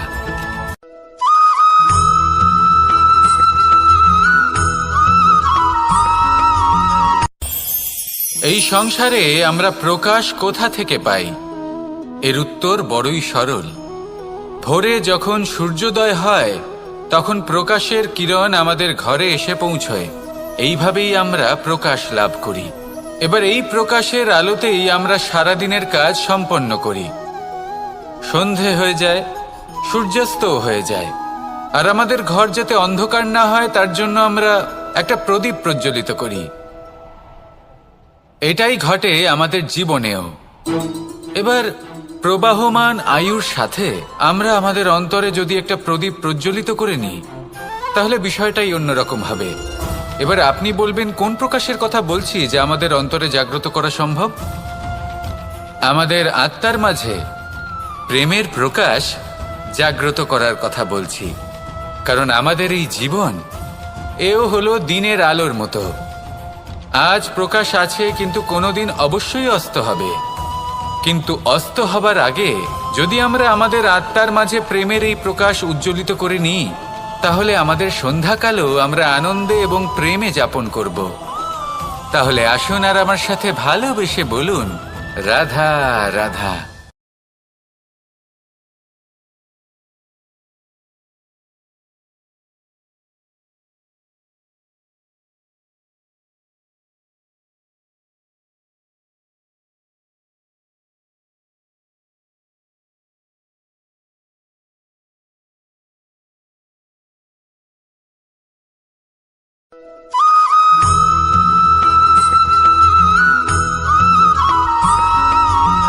কথায় আছে যে এমন কোনো অক্ষর নেই যার দ্বারা কোনো মন্ত্র হয় না। এমন কোনো বনস্পতি নেই যা নিজেই একটা ঔষধি নয়। পৃথিবীর এমন কোনো ব্যক্তি নেই যার মধ্যে কোনো যোগ্যতা থাকে না। শুধু প্রয়োজন হলো যে ব্যক্তিকে আমরা খুঁজে চলেছি তাকে সঠিকভাবে চিনে নেওয়া। যদি তার যোগ্যতা, তার বিশেষত্ব আমরা বুঝতেই না পারি তাহলে আর লাভ কি রইল? এই সংসারে এমন অনেক ব্যক্তি রয়েছেন যারা ছোট ছোট অসফলতার কারণে আপনাকে এটা বলে দেবে যে আপনি কোনো কাজের নন, আপনি হলেন মূর্খ, আপনি কিছুই করতে পারবেন না। এইসব কথায় কখনোই বিশ্বাস করবেন না। কারণ আপনি এবং প্রত্যেকটি জীব এই পরমাত্মা এবং এই প্রকৃতির সৃষ্টি, যা অত্যন্ত বিশেষ। যদি আপনাকে উদাহরণ দিই তাহলে একদিকে আছে তরোয়াল, একটা বড় লম্বা তরোয়াল যার দ্বারা যুদ্ধ করা যায়, জয়লাভ করা যায়। আর অন্যদিকে রয়েছে একটা ছোট্ট সূচ, কিন্তু যে কাজ একটা ছোট্ট সূচ করতে পারে তা একটা তরোয়াল দ্বারা সম্ভব নয়। এর অর্থ হলো এটাই যে প্রত্যেকটা রচনা অত্যন্ত অমূল্য এবং অত্যন্ত বিশেষ হয়। তাহলে বিশ্বাস রাখুন যে আপনি অত্যন্ত বিশেষ একজন, আর প্রেমের সাথে বলুন, রাধা রাধা।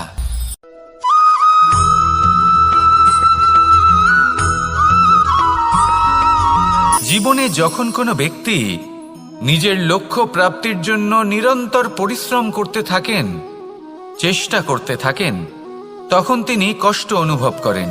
কখনো শারীরিক কষ্ট, কখনো মানসিক কষ্ট। এবার উনি এটা ভাবতে থাকেন যে আমি কি উচিত করছি নাকি অনুচিত করছি। কারণ অন্যদিকে এমন একজন ব্যক্তিও আছেন যিনি একদমই পরিশ্রম, চেষ্টা করছেন না। তিনি মদিরা পান করেন, বিলাসিতায় জীবন কাটান, অলস প্রকৃতির হয়ে ওঠেন, নিদ্রাতে বিলীন হয়ে থাকেন আর ভাবেন যে তিনি সুখ লাভ করছেন। কিন্তু এরকম কেন হয়?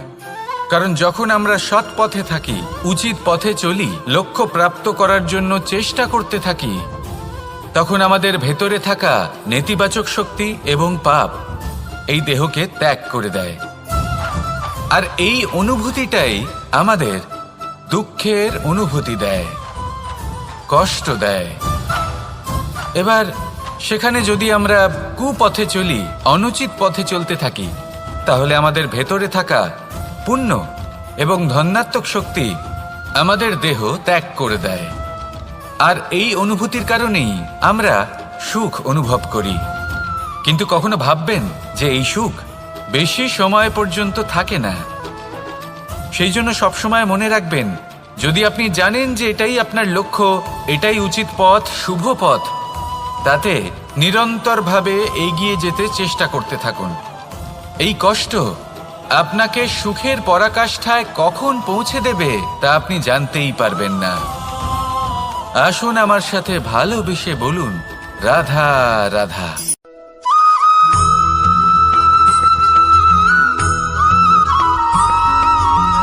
এই দড়িটা দেখুন, ছোট ছোট রেশম দ্বারা তৈরি, এটা সরু সুতো দ্বারা তৈরি হয়েছে এটা, আর এ অত্যন্ত কোমলও বটে। আর আপনি চাইলে এটা সোজাও করে দিতে পারেন, আর চাইলে এটা বেঁকিয়েও দিতে পারেন, আর যদি চান তাহলে এটা গোল গোল করে বেঁধে কোথাও রেখেও দিতে পারেন।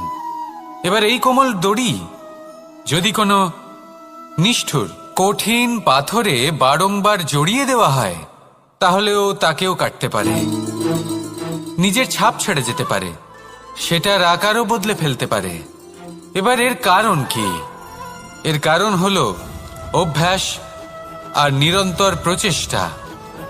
যদি আপনিও চেষ্টা করেন আর নিরন্তর কর্ম করে যান, তাহলে আপনার প্রারব্ধ পাথরের মতো কঠিনই হোক না কেন, তাতে ভাঙন ধরিয়েও আপনি নিজের লক্ষ্যে অবশ্যই পৌঁছতে পারবেন। একটা গুরুত্বপূর্ণ কথা মনে রাখবেন, সুকর্মের অভ্যাস আর নিরন্তর প্রয়াস, এই হলো সাফল্যের মন্ত্র। তাহলে জীবনে এই মন্ত্র আনুন আর আমার সাথে ভালোবেসে বলুন, রাধা রাধা।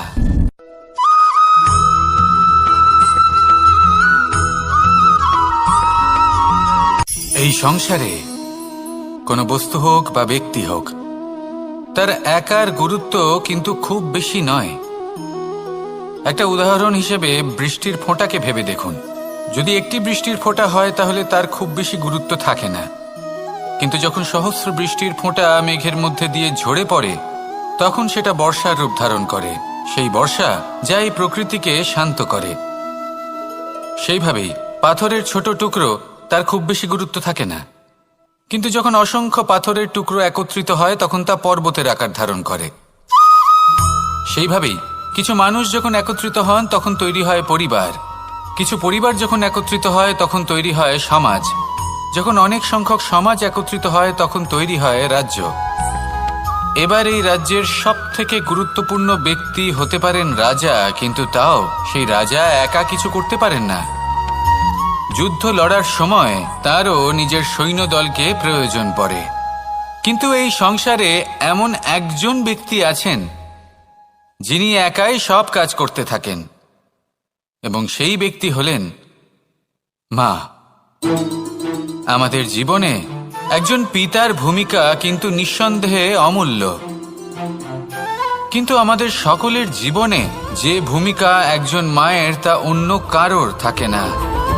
একজন মা একাই সন্তানকে বড় করতে পারেন, সংস্কারী করে তুলতে পারেন, তার জন্য পরিশ্রম করেন। আর এত কিছু কাজ করার পরেও তার কাজের জন্য তিনি প্রশংসা অবশ্য পান না। উল্টে যদি সেই সন্তান অনুচিত পথে চালিত হয়, অনুচিত কর্ম করে, তখন সেই মাকেই অপবাদের পাত্র হয়ে উঠতে হয়। আমাদের জীবনে মায়ের যোগদান কতটা সেটা বুঝুন। আপনাকে বড় করে তোলার জন্য উনি কতটা পরিশ্রম করেছেন সেটা বুঝুন। আজ থেকে, এখন থেকে, এই মুহূর্ত থেকে মাকে সম্মান করতে শিখুন। যখন সময় পাবেন, যখন সুযোগ হবে, তখন তার প্রশংসা করুন, ওনারও ভালো লাগবে। আর মায়ের এই মমতার জন্য, তার এই ভূমিকার জন্য আসুন সবাই মিলে আমরা তাকে প্রণাম করি, আর সকলে মিলে ভালোবেসে বলি, রাধা রাধা।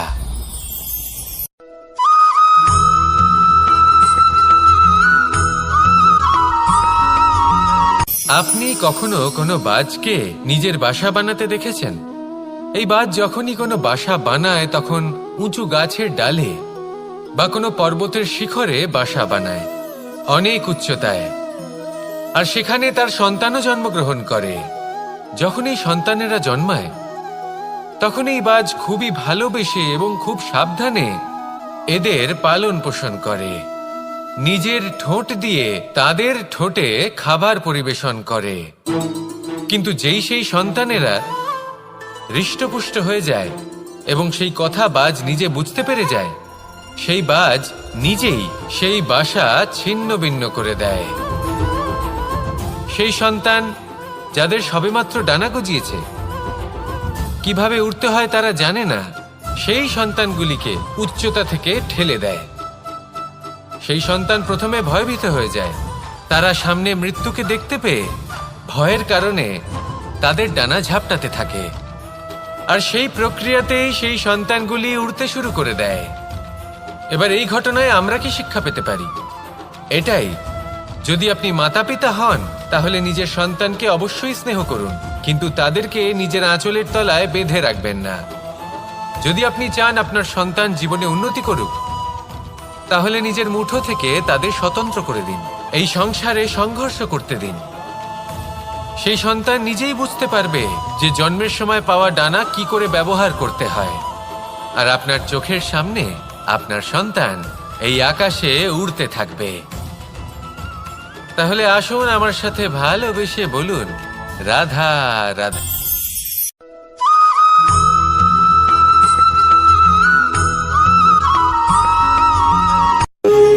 যখন মানুষের মৃত্যু হয় তখন কি হয়? অনেক সংখ্যক মানুষ শোক পালন করতে চলে আসেন। যে ব্যক্তি মৃত্যু লাভ করেছেন তার অনেক বস্তু থাকে যেগুলো তার প্রিয়, যেগুলো তিনি ব্যবহার করেছেন। তার শয্যা, তার বস্ত্র, তার আভূষণ সবকিছু তার থেকে বিচ্ছিন্ন করা হয় এবং খালি হাতে তাকে শ্মশানের উদ্দেশ্যে রওনা করা হয়। আমি আপনাকে এই প্রশ্ন করতে চাই, আপনি এই সংসারে কি অর্জন করেছেন? ধন সম্পত্তি, বস্ত্র, আভূষণ, এই সব কিছু যে আপনি অর্জন করেছেন, আপনার মৃত্যুর পরে তা আপনার থেকে দূর হয়ে যাবে। এর উত্তর হলো একটাই, আপনার কর্ম। শুধু সেটাই আছে যা একান্ত আপনার, আর শুধু সেটাই এই সংসার থেকে চলে যাওয়ার পরেও সংসারেই জীবিত থাকবে। যদি আপনি দুষ্কর্ম করেন তাহলে এই সংসার আপনাকে একটি অনুচিত উদাহরণ হিসেবে মনে রাখবে যে এই ব্যক্তি খুব পাপী ছিল, অনুচিত কর্ম করতেন। যে পথে তিনি চলেছেন সেই পথে কারোর চলা উচিত নয়। সেখানেই যদি আপনি সৎকর্ম করেন তাহলে সংসার চিরকাল এটাই বলবে যে খুব ভালো মানুষ ছিলেন, সবাইকে ভালোবাসতেন, সবাইকে সাহায্য করতেন, আমার খুব প্রিয় মানুষ ছিলেন। এটাই হলো শ্রেষ্ঠ কর্ম। সেই জন্য জীবনে শুধুমাত্র ধন সম্পত্তি, আভূষণ এই সব অর্জন করতে গিয়ে নিজের মনোনিবেশ করবেন না। শ্রেষ্ঠ কর্ম করুন। সংসার থেকে চলে যাওয়ার পরেও এই কর্মই এই সংসারে আপনাকে জীবিত রাখবে। আসুন আমার সাথে ভালোবেসে বলুন, রাধা রাধা।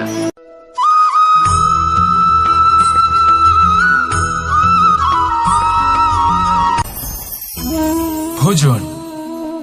এবার ভোজন সংগ্রহ করার জন্য মানুষ কি না করেন, সব সময় চেষ্টা করতে থাকেন।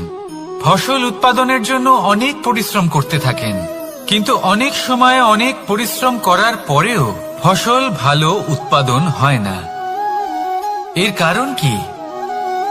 কারণ হলো এটাই যে আপনি পরিশ্রম হয়তো অনেক করেছেন, কিন্তু আপনার নজর তো সেই বীজের দিকে ছিলই না যা আপনি রোপণ করেছেন। সেই জন্য সব সময় কোনো বীজ রোপণ করার আগে তাকে পরখ করে দেখুন, তা অত্যন্ত আবশ্যক। আর সেইভাবেই যখনই কোনো কর্মের প্রশ্ন আসে তাহলে সেখানে শুধুমাত্র পরিশ্রম যথেষ্ট নয়, সেই কাজের প্রতি আপনার কর্তব্য কি, আপনার উদ্দেশ্য কি, সেটা জানা হলো অত্যন্ত গুরুত্বপূর্ণ। তাই কর্ম করুন, কিন্তু সেই কর্মের প্রতি আপনার যা উদ্দেশ্য তার মাহাত্ম্য বুঝতে চেষ্টা করুন। তাহলে আসুন আমার সাথে ভালোবেসে বলুন, রাধা রাধা।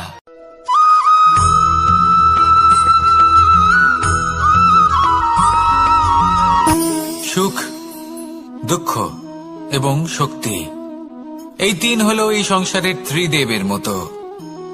আমাদের জীবনে যা কিছু ঘটছে এই তিনটির ভিত্তির উপরেই হচ্ছে। আসলে এই সংসারের একটা নিয়ম আছে, যখনই আপনি কিছু লাভ করেন এই সংসার আপনার পরীক্ষা নেয়। এটা জানার জন্য আপনার পরীক্ষা নেয় যে আপনি যা কিছুই লাভ করেছেন আপনি কি আদৌ সেটার যোগ্য কিনা। ঠিক সেইভাবেই এই সুখ, দুঃখ এবং শক্তি আপনার পরীক্ষা নিয়ে থাকে। যখন সুখ আসে তখন সে আপনার পরীক্ষা নেয় যে আপনার মধ্যে অহংবোধ জাগ্রত হয়নি তো। যদি অহংবোধ চলে আসে তাহলে সুখ সেখানেই সঙ্গ ত্যাগ করে। দুঃখ আপনার ধৈর্যের পরীক্ষা নিতে থাকে, আর যদি আপনার মধ্যে ধৈর্য না থাকে তাহলে এটা আপনাকে আরো বেশি দুঃখের গভীর অন্ধকারে ঠেলে দেবে। সেখানে শক্তি পরীক্ষা নেয় আপনার বিনম্রতার। যদি আপনি বিনম্র না হন তাহলে হয় এই শক্তি আপনার সঙ্গ ত্যাগ করবে, নয় এই শক্তি বিনম্রতার অভাবে আপনার পতনের কারণ হতে পারে। এই সংসারে যে কোনো ব্যক্তি যিনি এই পরীক্ষায় উত্তীর্ণ হয়ে থাকেন এই জীবনে তিনি সাফল্য লাভ করেন। আসুন আমার সাথে ভালোবেসে বলুন, রাধা রাধা।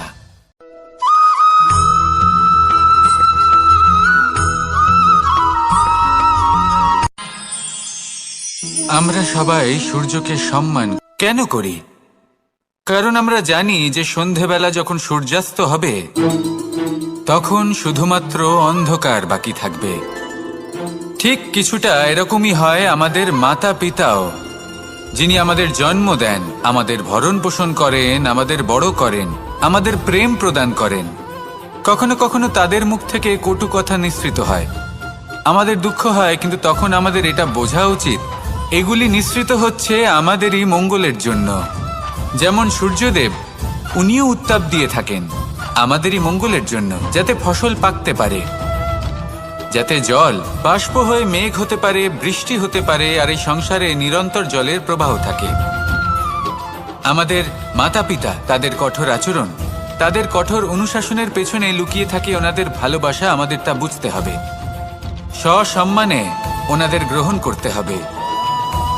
কারণ ঠিক সূর্যাস্তের পরে যেমন চতুর্দিক অন্ধকারচ্ছন্ন হয়ে যায়, তেমনি আমাদের জীবন থেকে যখন আমাদের মাতা পিতা চলে যায় তখন আমাদের জীবনেও শুধু এবং শুধুমাত্র অন্ধকারই ছেয়ে থাকে। সেই জন্য নিজের মাতা পিতাকে সম্মান করুন, ওনাদের ভালোবাসা প্রদান করুন। এই মন আর এই জীবন প্রসন্ন হয়ে বলবে, রাধা রাধা।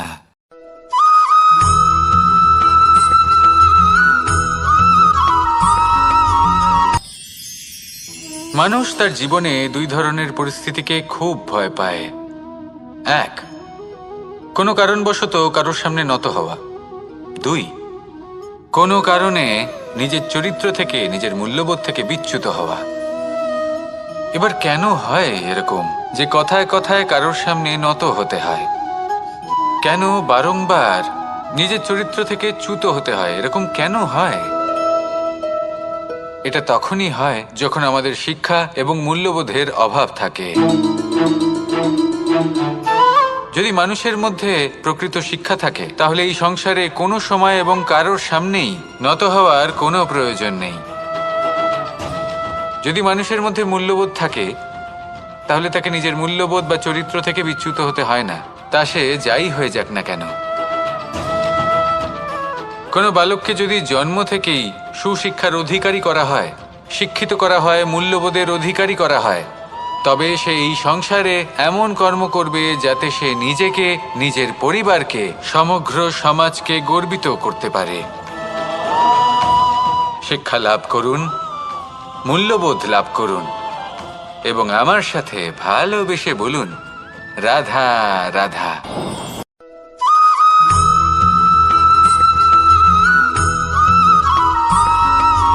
কথায় আছে, প্রত্যেক পুত্র তার পিতার প্রতিচ্ছবি হয়, আর সমস্ত প্রতিচ্ছবি চায় যেন সে তার অস্তিত্ব প্রাপ্ত করতে পারে।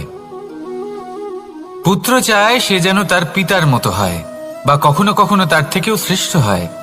সেটা কোনো অনুচিত ব্যাপার নয়। অনুচিত তখন হয় যখন পুত্র নিজের পিতার মতো হবার স্বপ্ন পূরণ করতে গিয়ে বা তার থেকেও শ্রেষ্ঠ হওয়ার স্বপ্ন পূরণে অনুচিত পথের আশ্রয় নেয়। কারণ তারপরে সে তার পিতার গুণগুলি আত্মসাৎ করতে চায় না। সে শুধুই এটা চায় যে সংসারের চোখে যেন আমি শ্রেষ্ঠ প্রমাণিত হই। এটা অনুচিত। সংসারে এমন অনেক মানুষ আছেন যারা এই কারণে শ্রেষ্ঠ হওয়ার চেষ্টা করেন যাতে তার পরিবারের তার পিতার সম্মান বৃদ্ধি পায়। এমনও মানুষ থাকেন, আর এটাই হলো পার্থক্য উদ্দেশ্যের। মনে রাখবেন, যদি আপনার উদ্দেশ্য শুভ হয় তাহলে পথও শুভ হবে, যদি আপনার উদ্দেশ্য অশুভ হয় তাহলে পথও অশুভ হবে। তাহলে নিজের পিতার মতো হবার চেষ্টা অবশ্যই করুন, তার থেকেও শ্রেষ্ঠ হওয়ার চেষ্টা অবশ্যই করুন, কিন্তু মনে রাখবেন আপনার সংকল্প আর আপনার উদ্দেশ্য এই দুই শুভ হওয়া উচিত। তাহলে আসুন আর আমার সাথে ভালোবেসে বলুন, রাধা রাধা।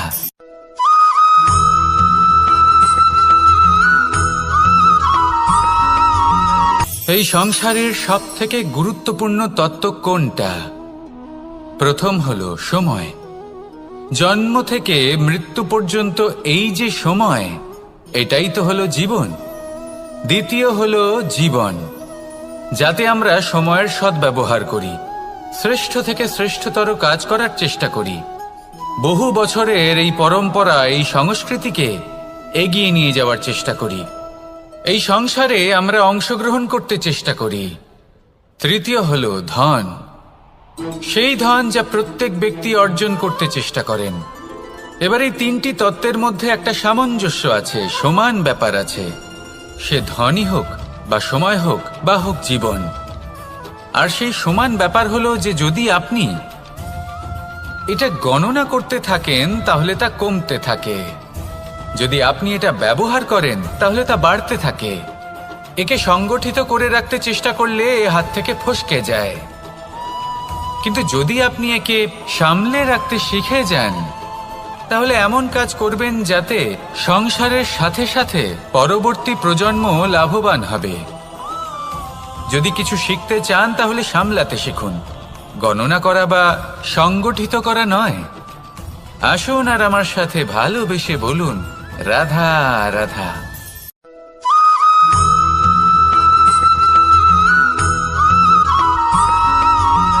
পঞ্চতত্ত্বের মধ্যে দ্বিতীয় তত্ত্ব হল ধরণী, ভূমি, যাকে আমরা ধরণী মাতা বলি।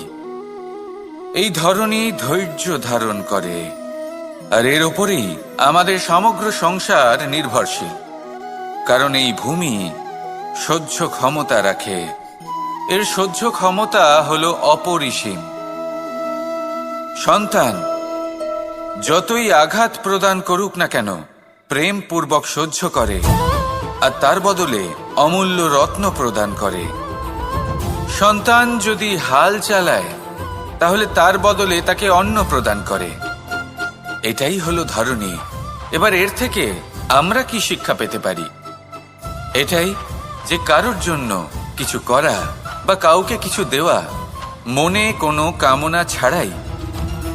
আর এই কথাটা বুঝে যান, যদি কারোর জন্য কামনা না রেখে বা কোনো পাওয়ার আশা না রেখে কারোর জন্য কিছু করেন বা কারোকে কিছু দেন, যদি এটা আপনি শিখতে পারেন তবে আপনি ভালোবাসতে শিখে গেছেন। আর সেই জন্যই এই ধরিত্রীকে মাতা বলা হয়। কারণ মাতা শুধু উনি নন যিনি গর্ভে সন্তানকে ধারণ করেন, মাতা তো উনিও যিনি জীবন বাঁচতে শেখান, যিনি জীবন বাঁচার উদাহরণ প্রদান করেন। তাহলে ধরণীর থেকে এই নিঃস্বার্থ ভাব শিখুন, নিঃস্বার্থ ভালোবাসা শিখুন, আর এই ভালোবাসার সাথেই বলুন, রাধা রাধা।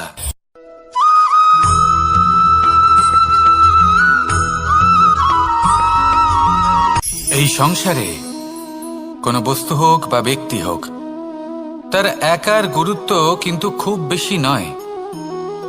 একটা উদাহরণ হিসেবে বৃষ্টির ফোঁটাকে ভেবে দেখুন। যদি একটি বৃষ্টির ফোঁটা হয় তাহলে তার খুব বেশি গুরুত্ব থাকে না, কিন্তু যখন সহস্র বৃষ্টির ফোঁটা মেঘের মধ্যে দিয়ে ঝরে পড়ে তখন সেটা বর্ষার রূপ ধারণ করে। সেই বর্ষা যা এই প্রকৃতিকে শান্ত করে। সেইভাবেই পাথরের ছোট টুকরো, তার খুব বেশি গুরুত্ব থাকে না, কিন্তু যখন অসংখ্য পাথরের টুকরো একত্রিত হয় তখন তা পর্বতের আকার ধারণ করে। সেইভাবেই কিছু মানুষ যখন একত্রিত হন তখন তৈরি হয় পরিবার, কিছু পরিবার যখন একত্রিত হয় তখন তৈরি হয় সমাজ, যখন অনেক সংখ্যক সমাজ একত্রিত হয় তখন তৈরি হয় রাজ্য। এবার এই রাজ্যের সবথেকে গুরুত্বপূর্ণ ব্যক্তি হতে পারেন রাজা, কিন্তু তাও সেই রাজা একা কিছু করতে পারেন না। যুদ্ধ লড়ার সময় তারও নিজের সৈন্যদলকে প্রয়োজন পড়ে। কিন্তু এই সংসারে এমন একজন ব্যক্তি আছেন যিনি একাই সব কাজ করতে থাকেন, এবং সেই ব্যক্তি হলেন মা। আমাদের জীবনে একজন পিতার ভূমিকা কিন্তু নিঃসন্দেহে অমূল্য, কিন্তু আমাদের সকলের জীবনে যে ভূমিকা একজন মায়ের তা অন্য কারোর থাকে না। একজন মা একাই সন্তানকে বড় করতে পারেন, সংস্কারী করে তুলতে পারেন, তার জন্য পরিশ্রম করেন। আর এত কিছু কাজ করার পরেও তার কাজের জন্য তিনি প্রশংসা অবশ্য পান না। উল্টে যদি সেই সন্তান অনুচিত পথে চালিত হয়, অনুচিত কর্ম করে, তখন সেই মাকেই অপবাদের পাত্র হয়ে উঠতে হয়। আমাদের জীবনে মায়ের যোগদান কতটা সেটা বুঝুন। আপনাকে বড় করে তোলার জন্য উনি কতটা পরিশ্রম করেছেন সেটা বুঝুন। আজ থেকে, এখন থেকে, এই মুহূর্ত থেকে মাকে সম্মান করতে শিখুন। যখন সময় পাবেন, যখন সুযোগ হবে, তখন তার প্রশংসা করুন, ওনারও ভালো লাগবে। আর মায়ের এই মমতার জন্য, তার এই ভূমিকার জন্য আসুন সবাই মিলে আমরা তাকে প্রণাম করি, আর সকলে মিলে ভালোবেসে বলি, রাধা রাধা।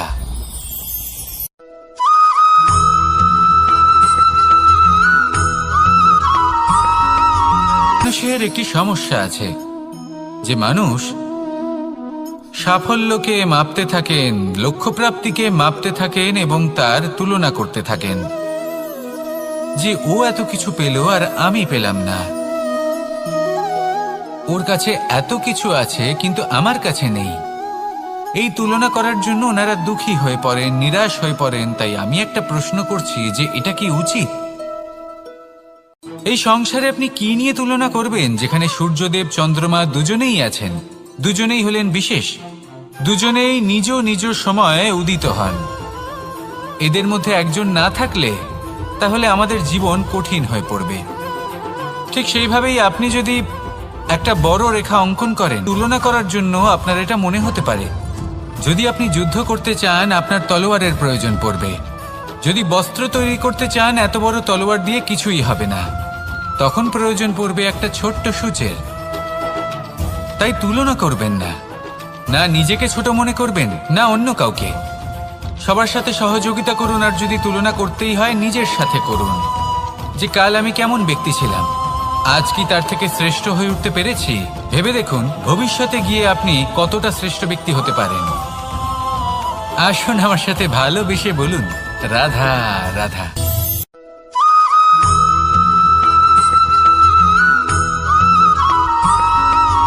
জীবনে অগ্রসর হওয়ার জন্য আমাদের কাকে প্রয়োজন হয়? মাতা পিতা, বন্ধু, প্রেম, সাহায্য, অর্থ, পরিশ্রম, আশা। ভিন্ন ভিন্ন মানুষ ভিন্ন ভিন্ন বিকল্প চয়ন করে। যদি আমি আপনাকে বলি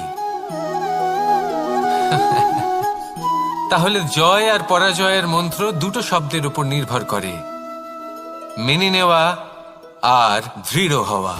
যদি মেনে নেন তাহলে হেরে যাবেন, যদি দৃঢ় হন তাহলে নিশ্চিত রূপে জয়ী হবেন। যদি কখনো আপনি ক্লান্ত হয়ে ওঠেন, আপনি দুঃখী হন, পুরোপুরি ভেঙে পড়েছেন, তখন মেনে নেবেন না যে আপনি ভেঙে পড়েছেন, নয়তো হেরে যাবেন। তখন উল্টে স্থির করবেন যে যাই হয়ে যাক না কেন, আমি জয়ী হবই। আর আপনি দেখবেন যে জয় নিশ্চিত রূপে আপনার কাছেই আসবে।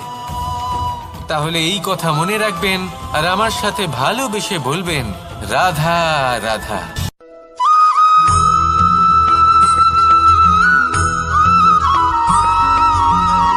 মানুষ ভাবেন যে ধন অর্জন করা হলো অত্যন্ত গুরুত্বপূর্ণ। তিনি আজীবন ধন অর্জন করতে থাকেন, ধন অর্জন করার চেষ্টা করতে থাকেন। সে যাই হয়ে যাক না কেন, পরিশ্রম করতে থাকেন। স্বাস্থ্যের দিকে নজর দেন না, না উচিত সময় খাবার খান, না উচিত সময় ঘুমোতে যান, না পর্যাপ্ত সময় পর্যন্ত ঘুমন, কিছুই না। ধন অর্জন করতেই থাকেন, করতেই থাকেন। আর কিছু সময় পরে যখন তিনি অসংখ্য ধন লাভ করে ফেলেন, তখন তার সাথে ওনার শরীরে অনেক রোগ বাসা বাঁধে। এইসব রোগের উপচার করতে করতে সেই সমস্ত ধন যা উনি অর্জন করেছেন তা তিনি ব্যয় করে ফেলেন। শেষ পর্যন্ত কি হয়? আমরা যেভাবে এসেছি ঠিক সেইভাবেই ফিরে যাই, ধন এখানেই থেকে যায়। দেখুন, একটা অত্যন্ত গুরুত্বপূর্ণ কথা রয়েছে যে আপনার বোঝা উচিত। এই যে ধন, তার ব্যবহার করুন জীবনকে আরো ভালো করে তোলার জন্য। ধনের সদ্ব্যবহার করা উচিত, এমন যেন না হয় এই ধন আপনাকে ভোগ করে ফেলে। এই জীবনকে নিশ্চিত রূপে আরো শ্রেষ্ঠ করে তুলুন। কিন্তু এই ধন অর্জন করার এই প্রক্রিয়াতে নিজের সারা জীবনকে নষ্ট করে ফেলবেন না। এই জীবন উপভোগ করতে শিখুন আর আমার সাথে ভালোবেসে বলুন, রাধা রাধা।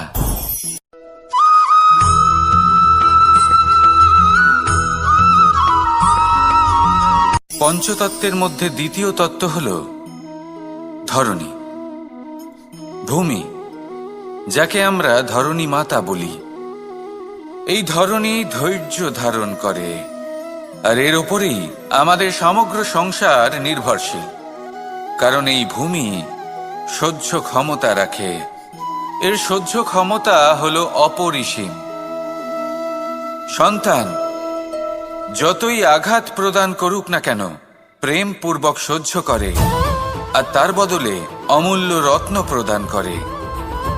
সন্তান যদি হাল চালায়, তাহলে তার বদলে তাকে অন্ন প্রদান করে। এটাই হলো ধরণী। এবার এর থেকে আমরা কি শিক্ষা পেতে পারি? এটাই যে কারোর জন্য কিছু করা বা কাউকে কিছু দেওয়া মনে কোনো কামনা ছাড়াই। আর এই কথাটা বুঝে যান, যদি কারোর জন্য কামনা না রেখে বা কোনো পাওয়ার আশা না রেখে কারোর জন্য কিছু করেন বা কারোকে কিছু দেন, যদি এটা আপনি শিখতে পারেন, তবে আপনি ভালোবাসতে শিখে গেছেন। আর সেই জন্যই এই ধরিত্রীকে মাতা বলা হয়। কারণ মাতা শুধু উনি নন যিনি গর্ভে সন্তানকে ধারণ করেন, মাতা তো উনিও যিনি জীবন বাঁচতে শেখান, যিনি জীবন বাঁচার উদাহরণ প্রদান করেন। তাহলে ধরণীর থেকে এই নিঃস্বার্থ ভাব শিখুন, নিঃস্বার্থ ভালোবাসা শিখুন, আর এই ভালোবাসার সাথেই বলুন, রাধা রাধা।